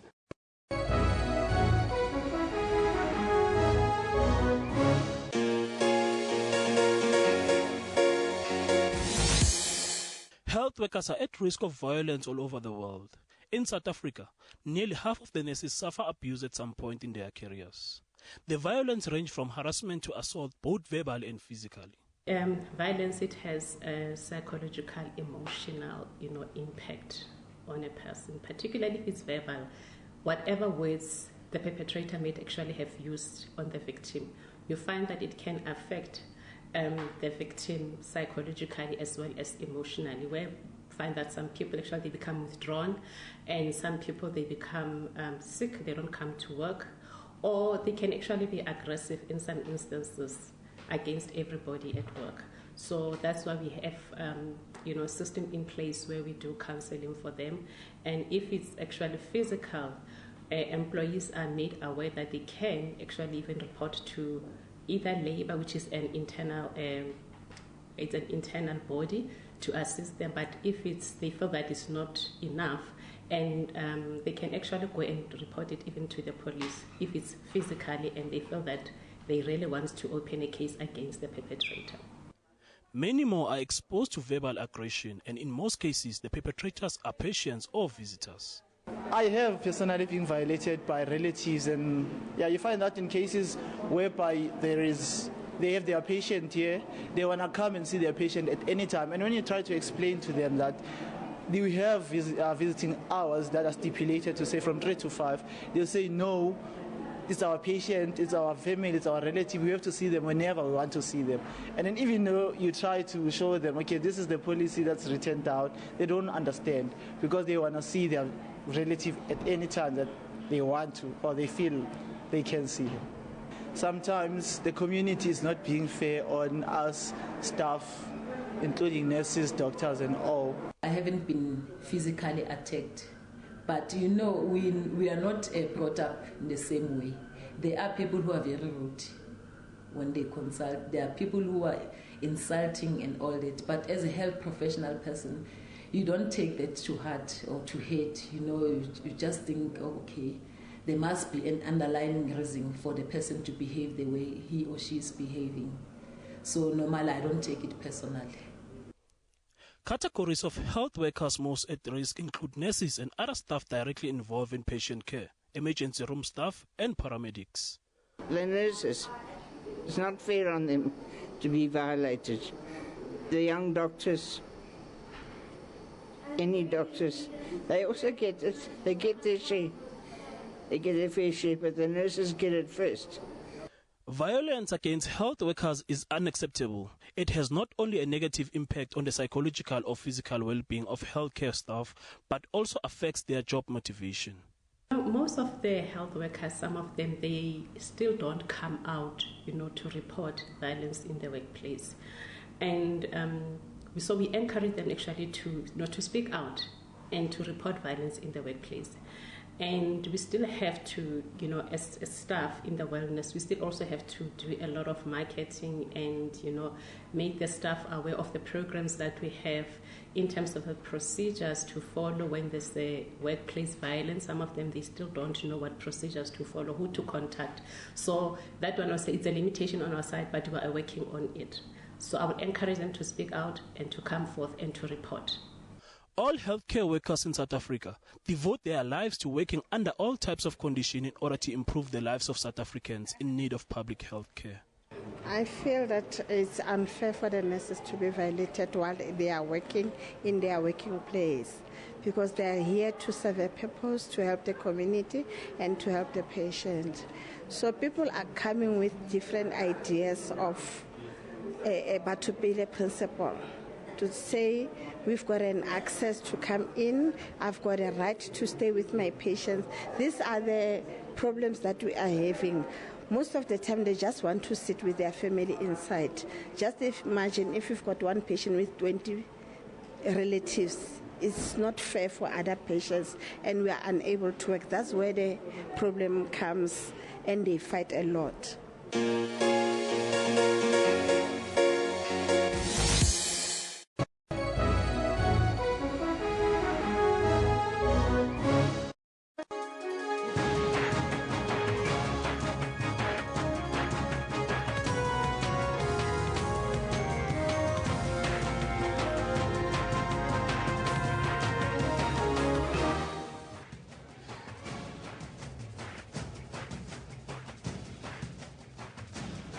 It's 1100 hours Central Africa time, right here on Wednesday, the 2nd of December 2015. Welcome to the final hour. This is Newsroom. I'm Elvis Preston. I'll be with you until 12 o'clock. You have to stay with us as we broadcast live from our Auckland Park studios in Johannesburg, South Africa, to the rest of the African continent. But first, let's take a look at your headlines.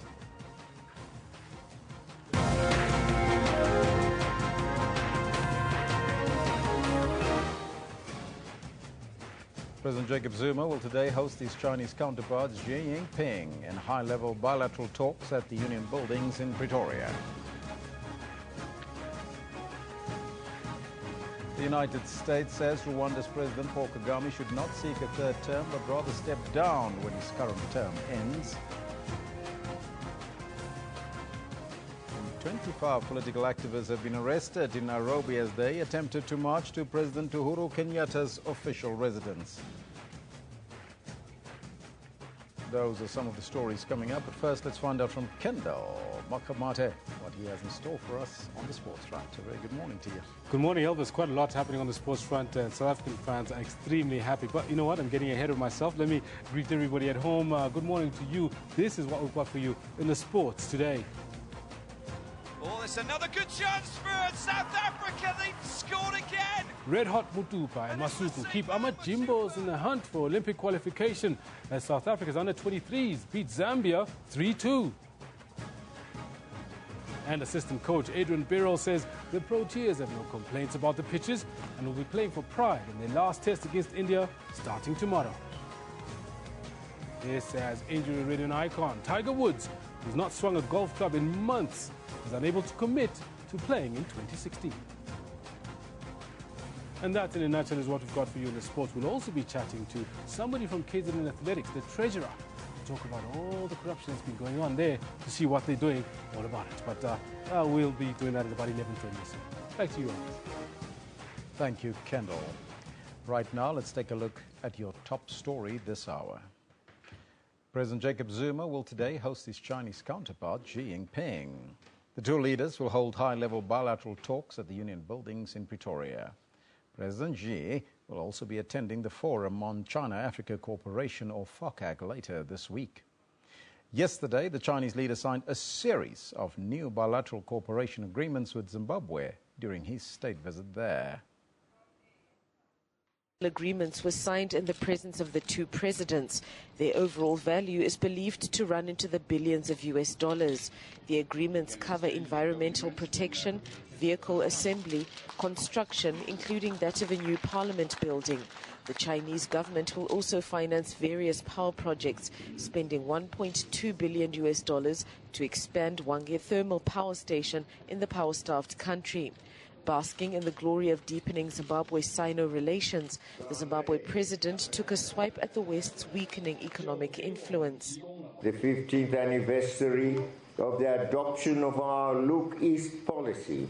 Today, the whole world is looking east, including those who, in 2000, chided us for adopting that policy. It is therefore natural, Mr. President, that we continue to strengthen our political and economic relations with those who have always stood with us. The country is increasingly dependent on China, a major market for its mineral resources and tobacco.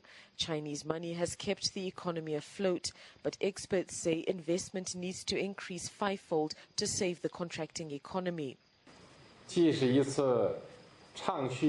Both countries should make full use of the political trust and economic complementarity between us to translate our friendship into cooperation impetus for common development and prosperity. We also witnessed the signing of many cooperation documents, which highlight the strong desire of both sides for broader cooperation and the tremendous potential therein. I have full confidence in our bilateral relations. Critics say China's so-called mega deals over the last year have failed to stop Zimbabwe's economy from contracting. As President Xi Jinping makes overtures to Zimbabwe, many here can't help but recognize that on Wednesday he leaves for the Forum on China-Africa Cooperation, where he will meet more investor-friendly countries vying for the same Chinese money. Shingai Nyoka, SABC News, Harare, Zimbabwe. The United States says Rwanda's President Paul Kagame should not seek a third term. America's ambassador to the United Nations, Samantha Power, says Kagame should step down instead when his current term ends. Power was speaking after assuming the presidency of the Security Council for the month of December.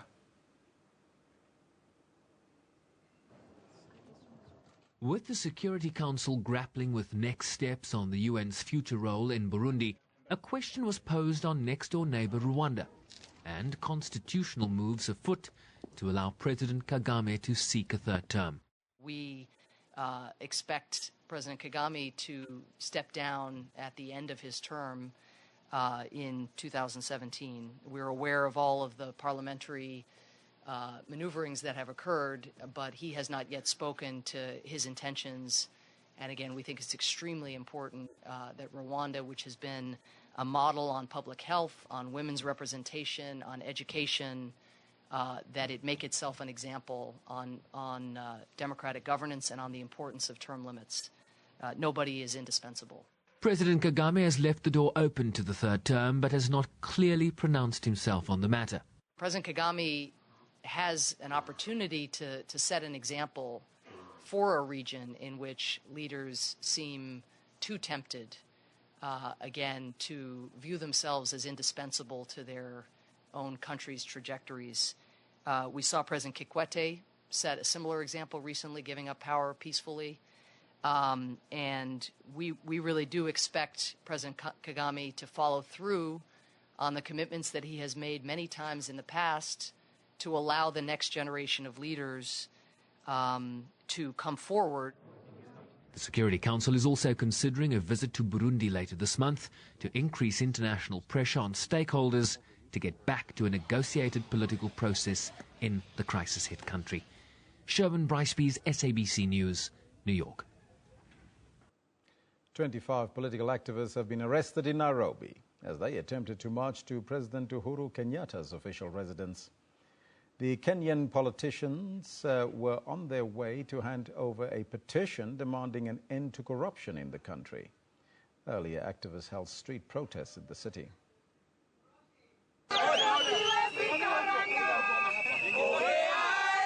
They marched along Nairobi city streets with a petition to see an end to high-level corruption in Kenya. Their chants, songs and placards delivering a message that even they admit seems to fall on deaf ears. I feel like we're fighting a losing battle all the time, but if we don't fight it, who is gonna?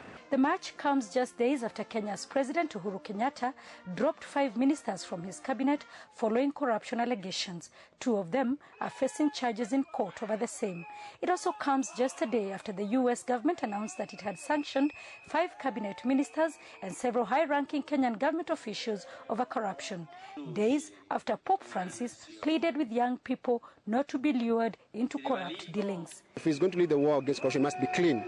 So he needs to declare his wealth. Him, his deputy, his entire cabinet. We want to see the money that is stashed in foreign accounts brought back to this country. The demonstrators, most of them young people, say because of corruption, they have no jobs, there is no basic healthcare services, there is no education. They want people in big places jailed over corruption, a demand they made when they met Chief Justice Willy Mutunga. I'll be one of those people who will declare their wealth. Anti-corruption watchdog Transparency International ranks Kenya amongst the most corrupt countries in the world. Sarah Kimani, SABC News.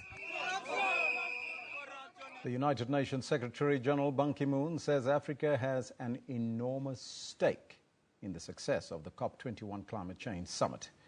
He has chaired a high-level meeting of African countries as thousands of delegates continue negotiations in Paris.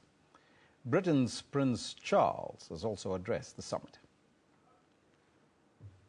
The stark reality of the challenge of this summit dawns as the first full day of negotiations got underway at COP21. Most leaders have left, leaving some 40,000 delegates to thrash out the details inside a draft agreement. Britain's Prince Charles called for more to be done to protect forests. He said accelerated action to stop deforestation is needed now more than ever. There can be no room for failure. It is very simple.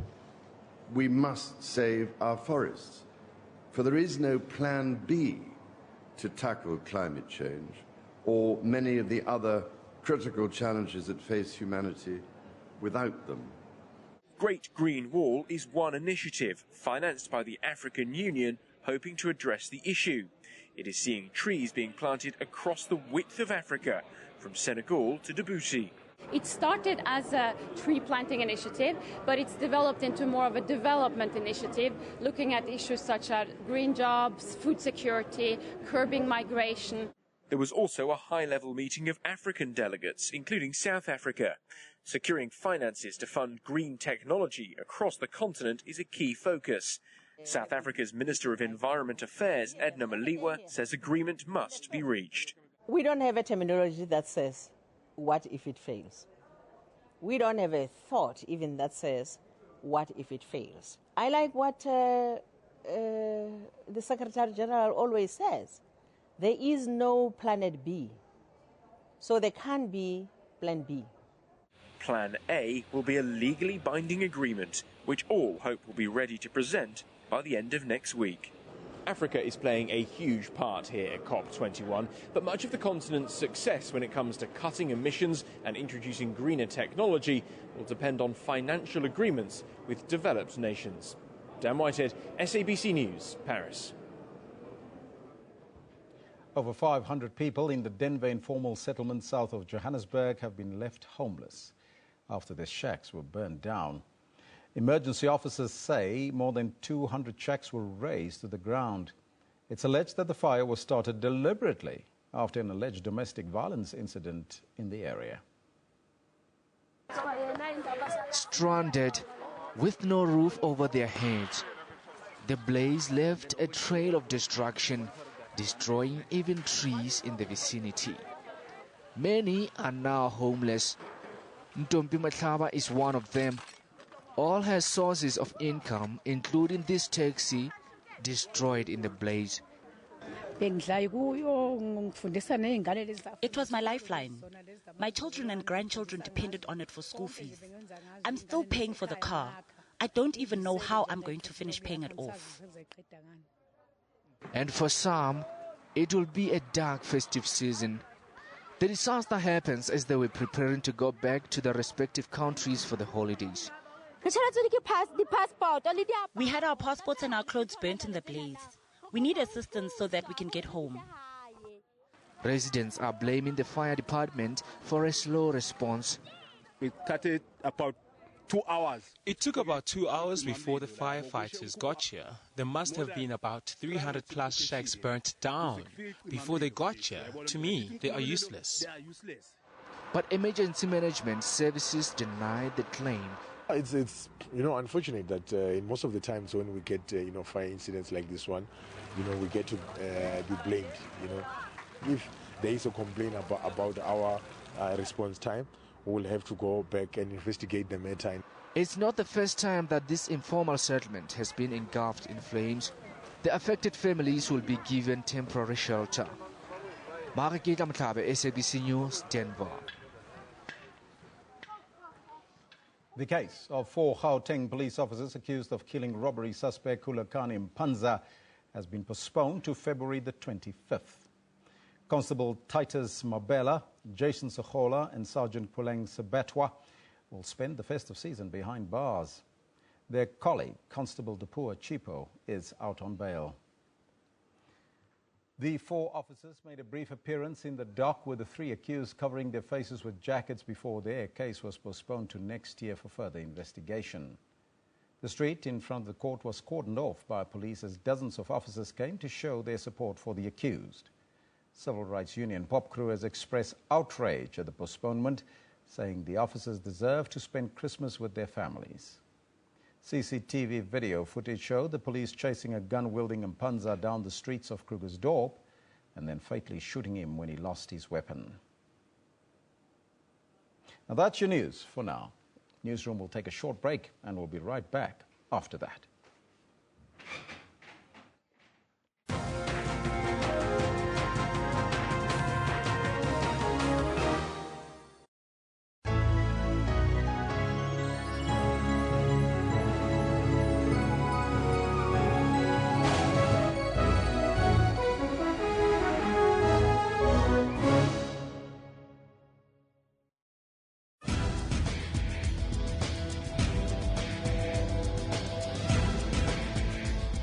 We live in a digital era, and the number of Africans with mobile phones is rapidly increasing. Twitter use is predominantly being done on smartphones. This is a very African phenomenon. Here, there are constantly new innovative ways to make the internet more affordable. With that, we're seeing protests against governments proposing methods to limit access. On Network, we give you information about all of this. We also have new computers, games and robots. Join Siphumelele Zondi on Network every Sunday at 19:30 CAT.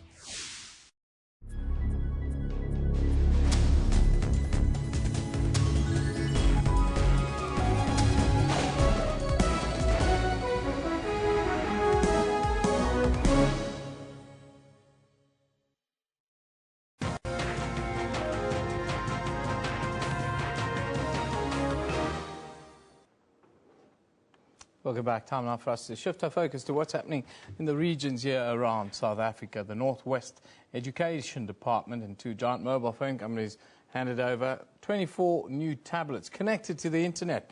More than 500 learners at Galatlowe Secondary School near Motlabe village, that's near Rustenburg, will soon start to use the latest tools for their lessons.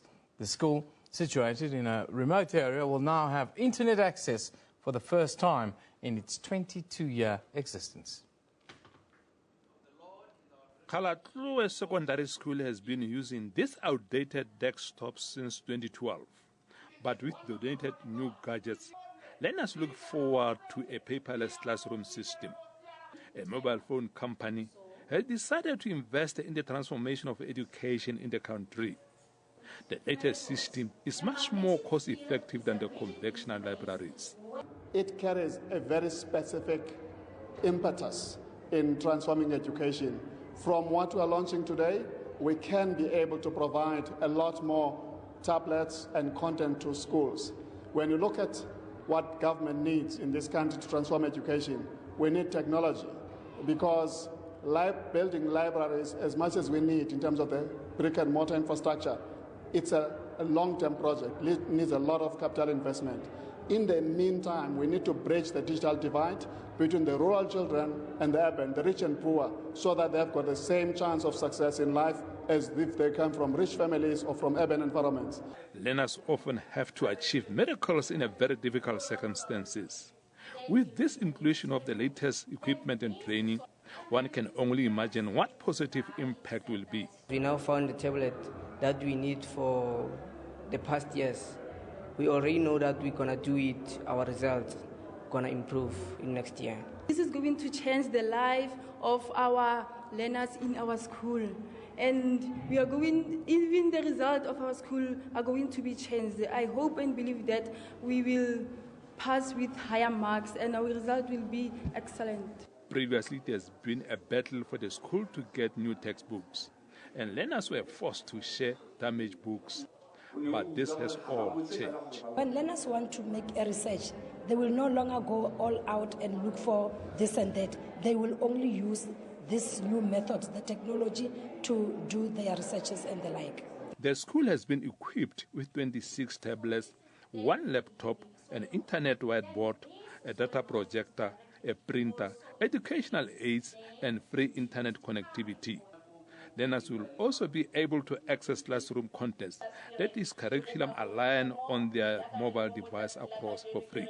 54 schools are going to be connected, and this will make it easier for our learners to start to understand what is the paperless classroom, what is the whiteboard all about. Because in the school, during our first day of the launch in the Northwest Province, this is for the first time the learners at Halatlua Secondary School seen a whiteboard.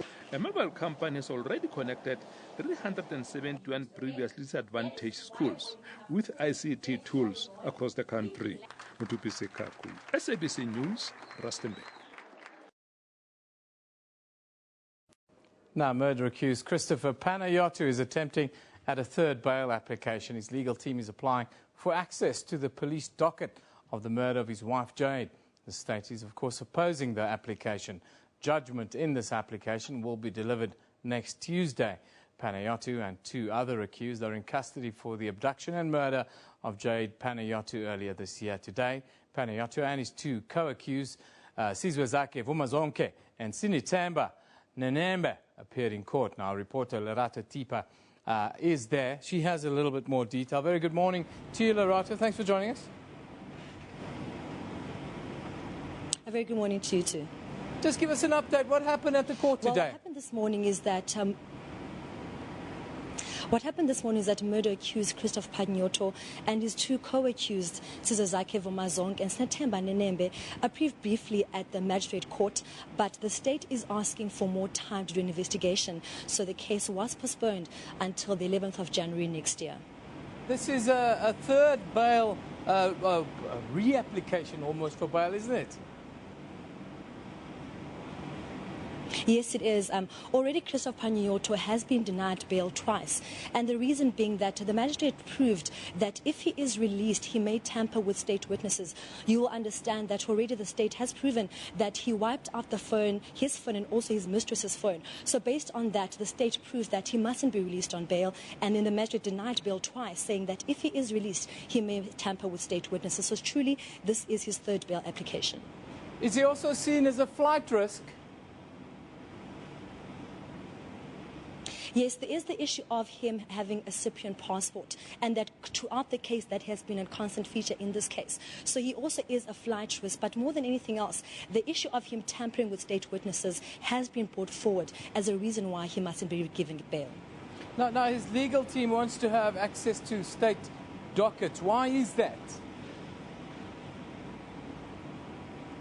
The legal team is really trying to make sure that the accused gets bail. We have heard that the accused would like to spend Christmas with his family, so he's pulling all stop to get a third bail application. But the reason why he wants these specific dockets is that these dockets contain affidavits of the state witnesses, and the defense is really adamant that if he can get these dockets, it can prove without a doubt that he must get bail. So they are pleading with the magistrate, asking that he be given bail, and asking above all that they get these dockets in order to secure a third bail application. Now, I understand that Panayiotou is appearing along with one of the other accused for the first time today. Is that true, and why was that?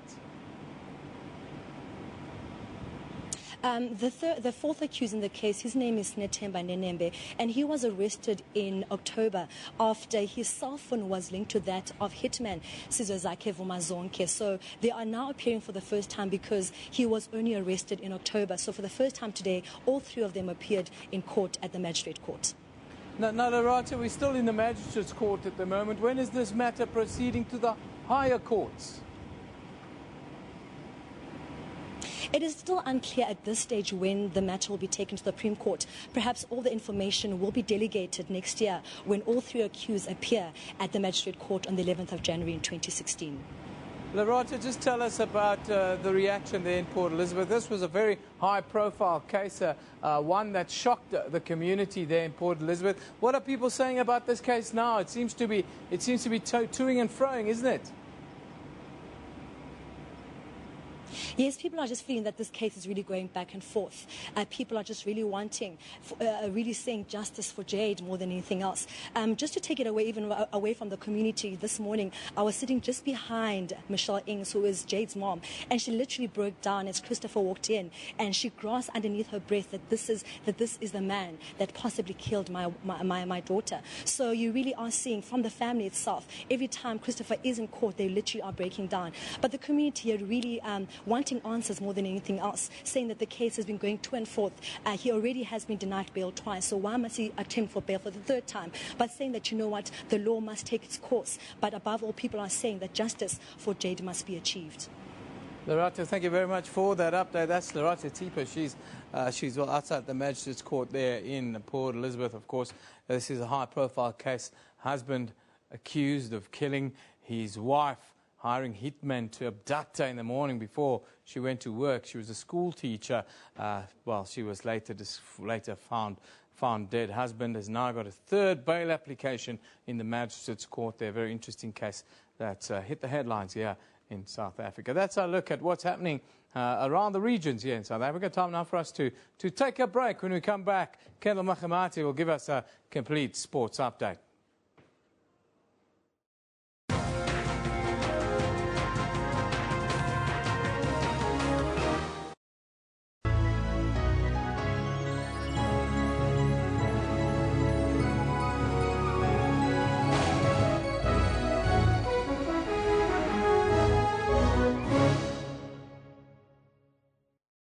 SABC News. We report, contextualize and present news and current affairs honestly, fairly and fully. We consider it a duty to provide consistent, relevant, useful and top quality information and analysis. Our mission is to provide credible, accurate and interesting news programming, bringing news into everyone's homes in everyone's languages. Thank you, South Africa, for relying on SABC News for quality news output and for making us your #1 source of information. SABC News, Africa's news leader.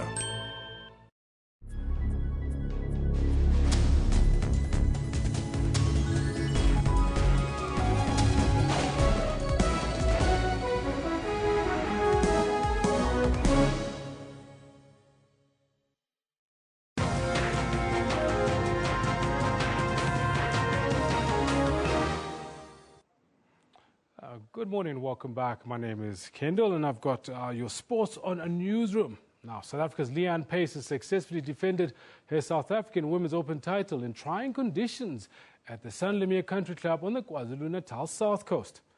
Pace carded a third round 4 over par 76 to finish on 219, 3 over.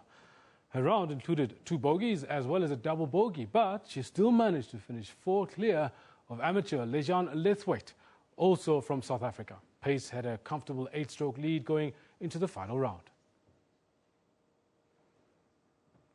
Now, we've also got some news on Tiger Woods, but, you know, that's going to wait because we've got a very interesting guest out in Durban because trouble has been brewing in KwaZulu-Natal athletics for some time. Since 2011, there have been reports substantiated by forensic audits of misappropriation of funds by the leadership of the province's Athletics Association. The man at the head during this time, Alex Kosana, has since moved on and is now the president of Athletics South Africa. Lately, matters came to a head as a new forensic audit found that some 4.8 million rands worth of checks cashed by KZN Athletics between 2009 and 2012 could not be confirmed as legitimate. To delve into this a little deeper is Charmaine Jugnarayan, the treasurer of the Trouble Association. Good morning and welcome from our Durban studio, Charmaine. Welcome. Thank you.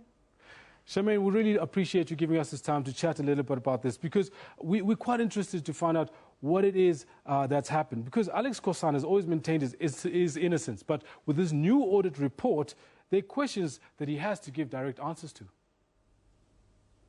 I think from the report point of view, the report is currently sitting with the prosecutors, and we'll be looking to take it from that process, where the courts will decide in terms of the proof of innocence.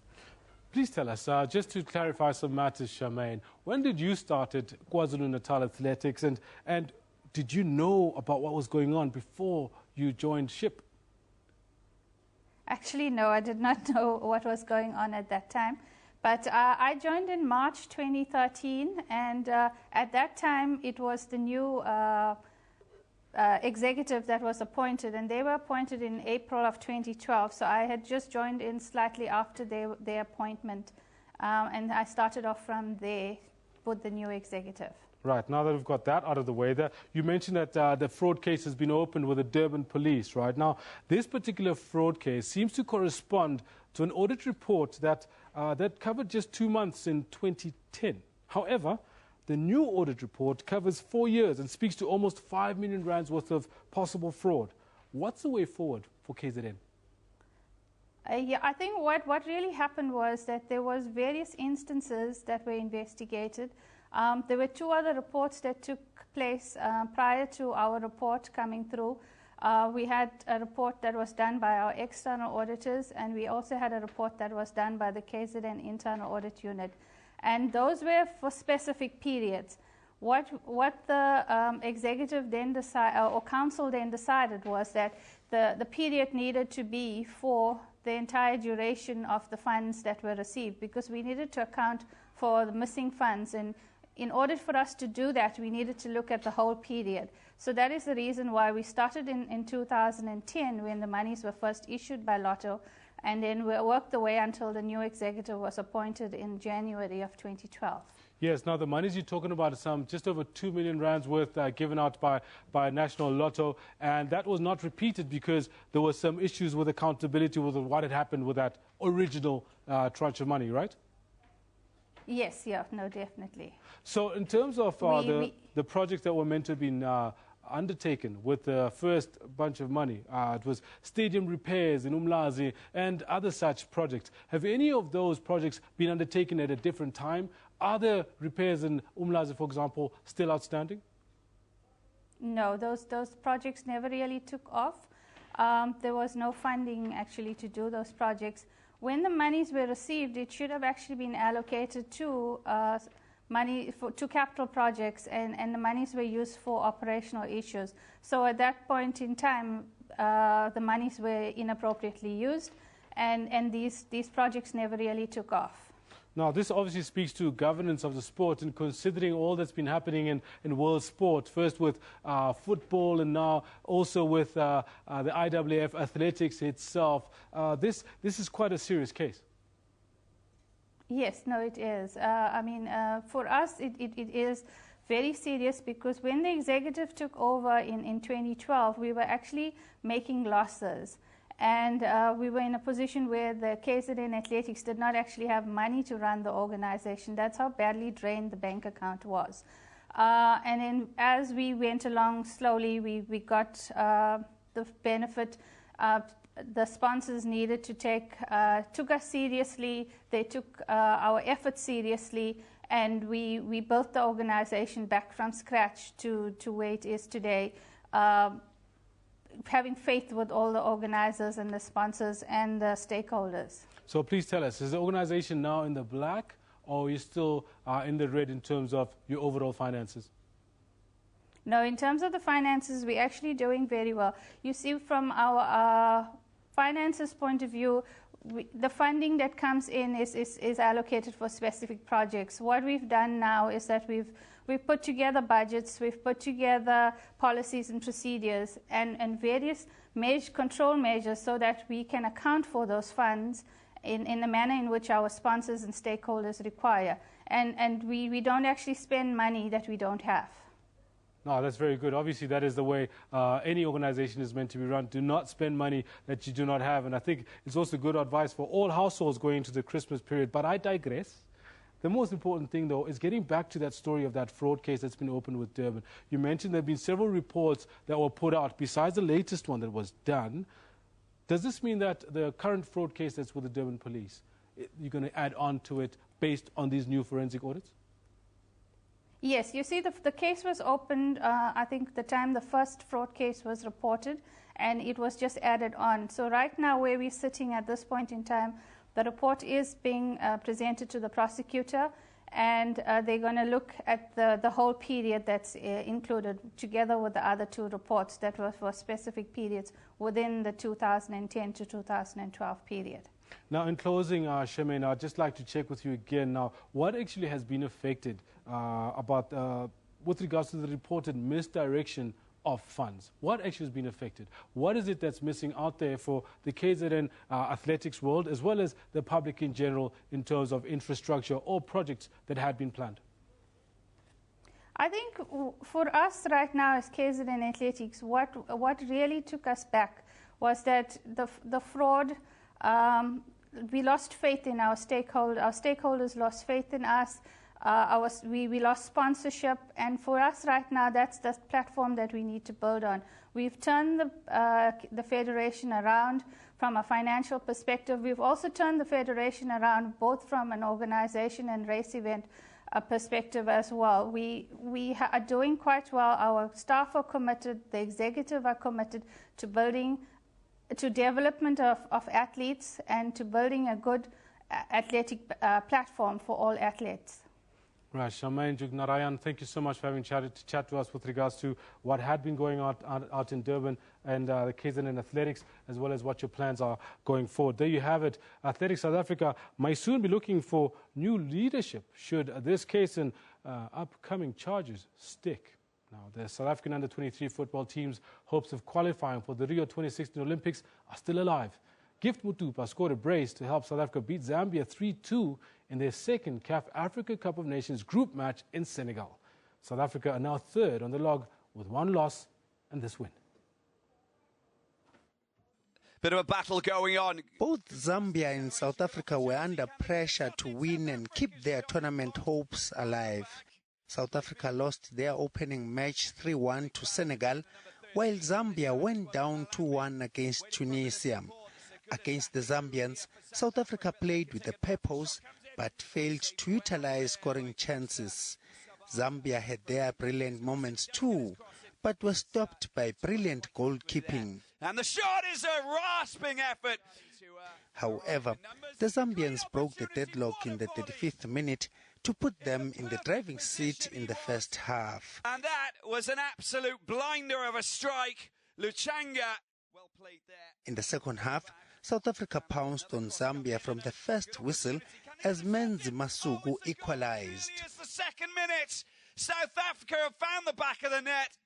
South Africa piled on the pressure and forced Zambia to commit and make defensive mistakes. A lovely flick and a wonderful header executed to perfection.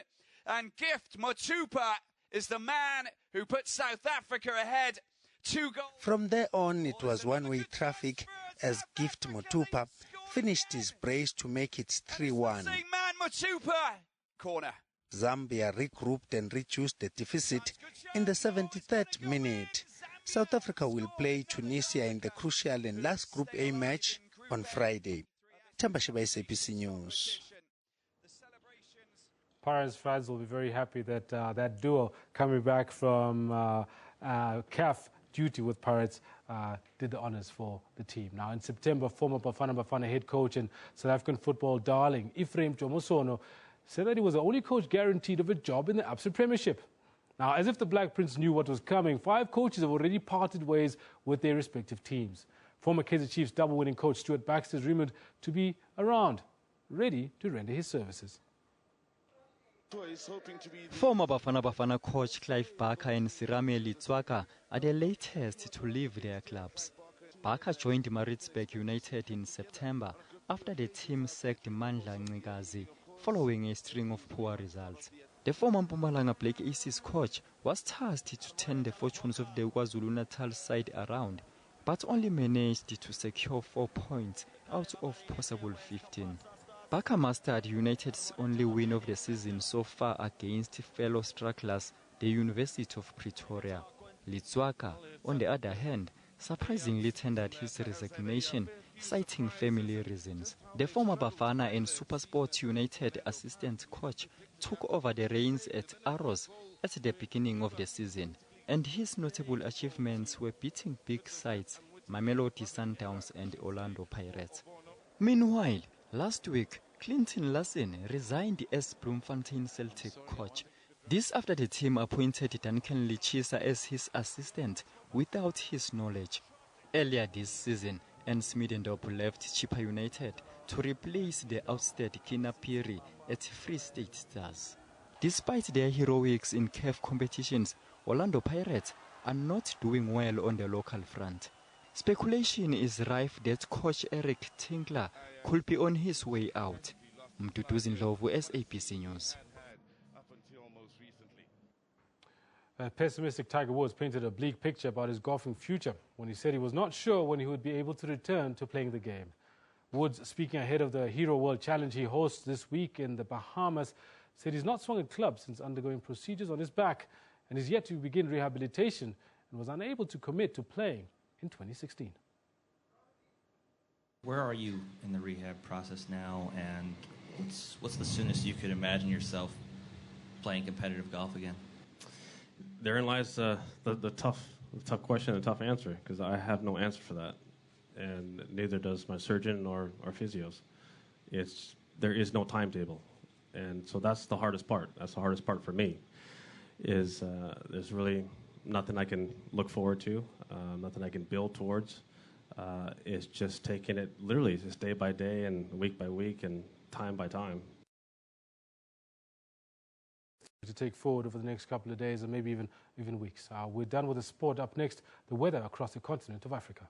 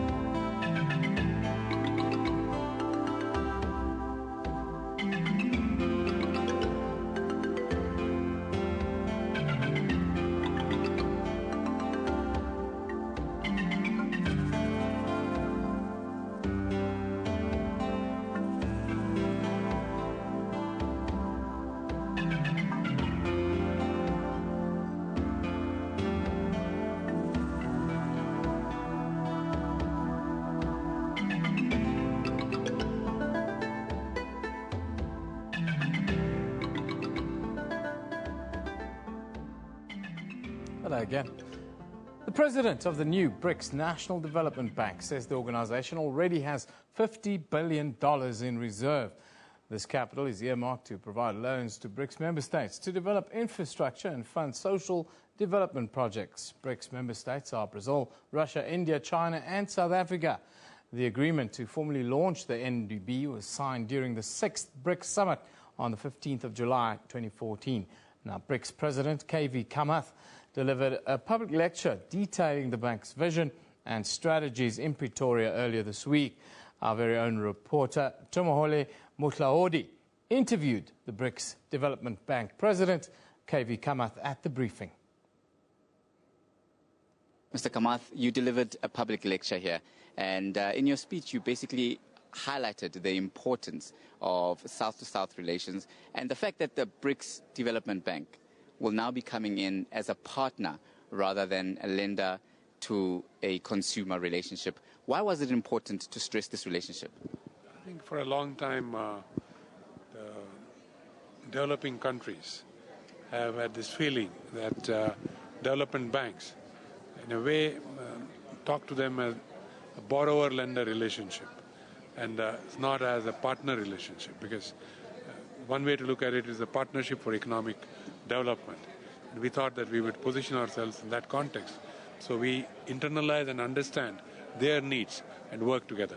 And in terms of positioning itself, the BRICS New Development Bank, what kind of capital base are you working on? And can your members expect that you'll hit the ground running? In fact, we have been set up 4 months back. Our foundation is ready and we will make our first loans in April of the coming year. So I think that's about as fast that you can do, go with a bank. The capital base, there's a set schedule in terms of capital. Capital that is talked of in the Articles of Association is 100 billion. Of course, we may not need all that capital to start with. There's a commitment to bring in 10 billion of capital in a phased manner over the next few years. with the first tranche of capital coming in next month. That's a very, very tight time frame. And in terms of your expectations and terms of engagement, what are your expectations from the countries, member countries who come and request a loan and get a granted one? That is what typically happens. You engage in a dialogue with the country as to what it expects its need to be, and you work in a win-win way to make that possible. I would say that we already have a set of projects that most of our member countries have already shared. And as far as South Africa is concerned, we have an appraisal team coming in today to start appraising the projects that they have forwarded to us. What will be your key focus in terms of the proposals from countries? Key focus is clearly infrastructure and sustainable borrowing for sustainable purposes. So we will stay within that guideline. And within infrastructure is a very wide mandate. We could look at any type of infrastructure. Again, in terms of currencies, in terms of the instruments that we use, there are no constraints. It's very flexible. And in terms of servicing the loans, what kind of formula are you looking at? It looks like it's a bit too good to be true. I will put it this way, that we do not want a formula-driven loan structure. When you look at a developing country, each country may have a different character. A country may say that this project, for us to make it viable, is going to take us 20 years. You may look at a long tenor. And somebody else could say that, well, this project, we believe, given where we are, can service the loan in 10 to 12 years. We'll design a loan appropriately. Of course, we'll do our own evaluation sitting with the company, with the borrower country. So that's how we will work. Right. And in terms of keeping the borrower countries honest and in terms of keeping them, making sure that they service their loans and don't default, how will this be managed? These are all sovereign relationships. Our members are sovereigns. They have consequences in terms of their default, because that's at a sovereign level. So I think there is an inbuilt discipline in the process. I would think the real answer to your question is, if the project is worthwhile, if the project is going to add value to the country, clearly that loan will be serviced. And in terms of Africa's prospects, we see that Africa's got obviously the youngest population in the world, rapidly mobile, upwardly mobile, rapidly urbanizing. Is this a key plus in terms of the bank's outlook? You know, if you look at the development process in the last 15, 20, 25 years, first it was China, and they grew at 10% for a sustained period. The result brought 600 million people out of poverty, and per capita incomes are now reaching levels where they probably may not be considered an emerging country, but they have stated that we would like to be treated as an emerging country and participate with other emerging countries. The next engine, little later, was India. They started growing and still growing at upwards of 7%. And I believe the next big engine is Africa, the whole continent of Africa. So there's an enormous excitement when I look at Africa as the next engine of growth. And I think it's these three countries which will keep the global economy going for the foreseeable future. I would think right through to your 2063 agenda.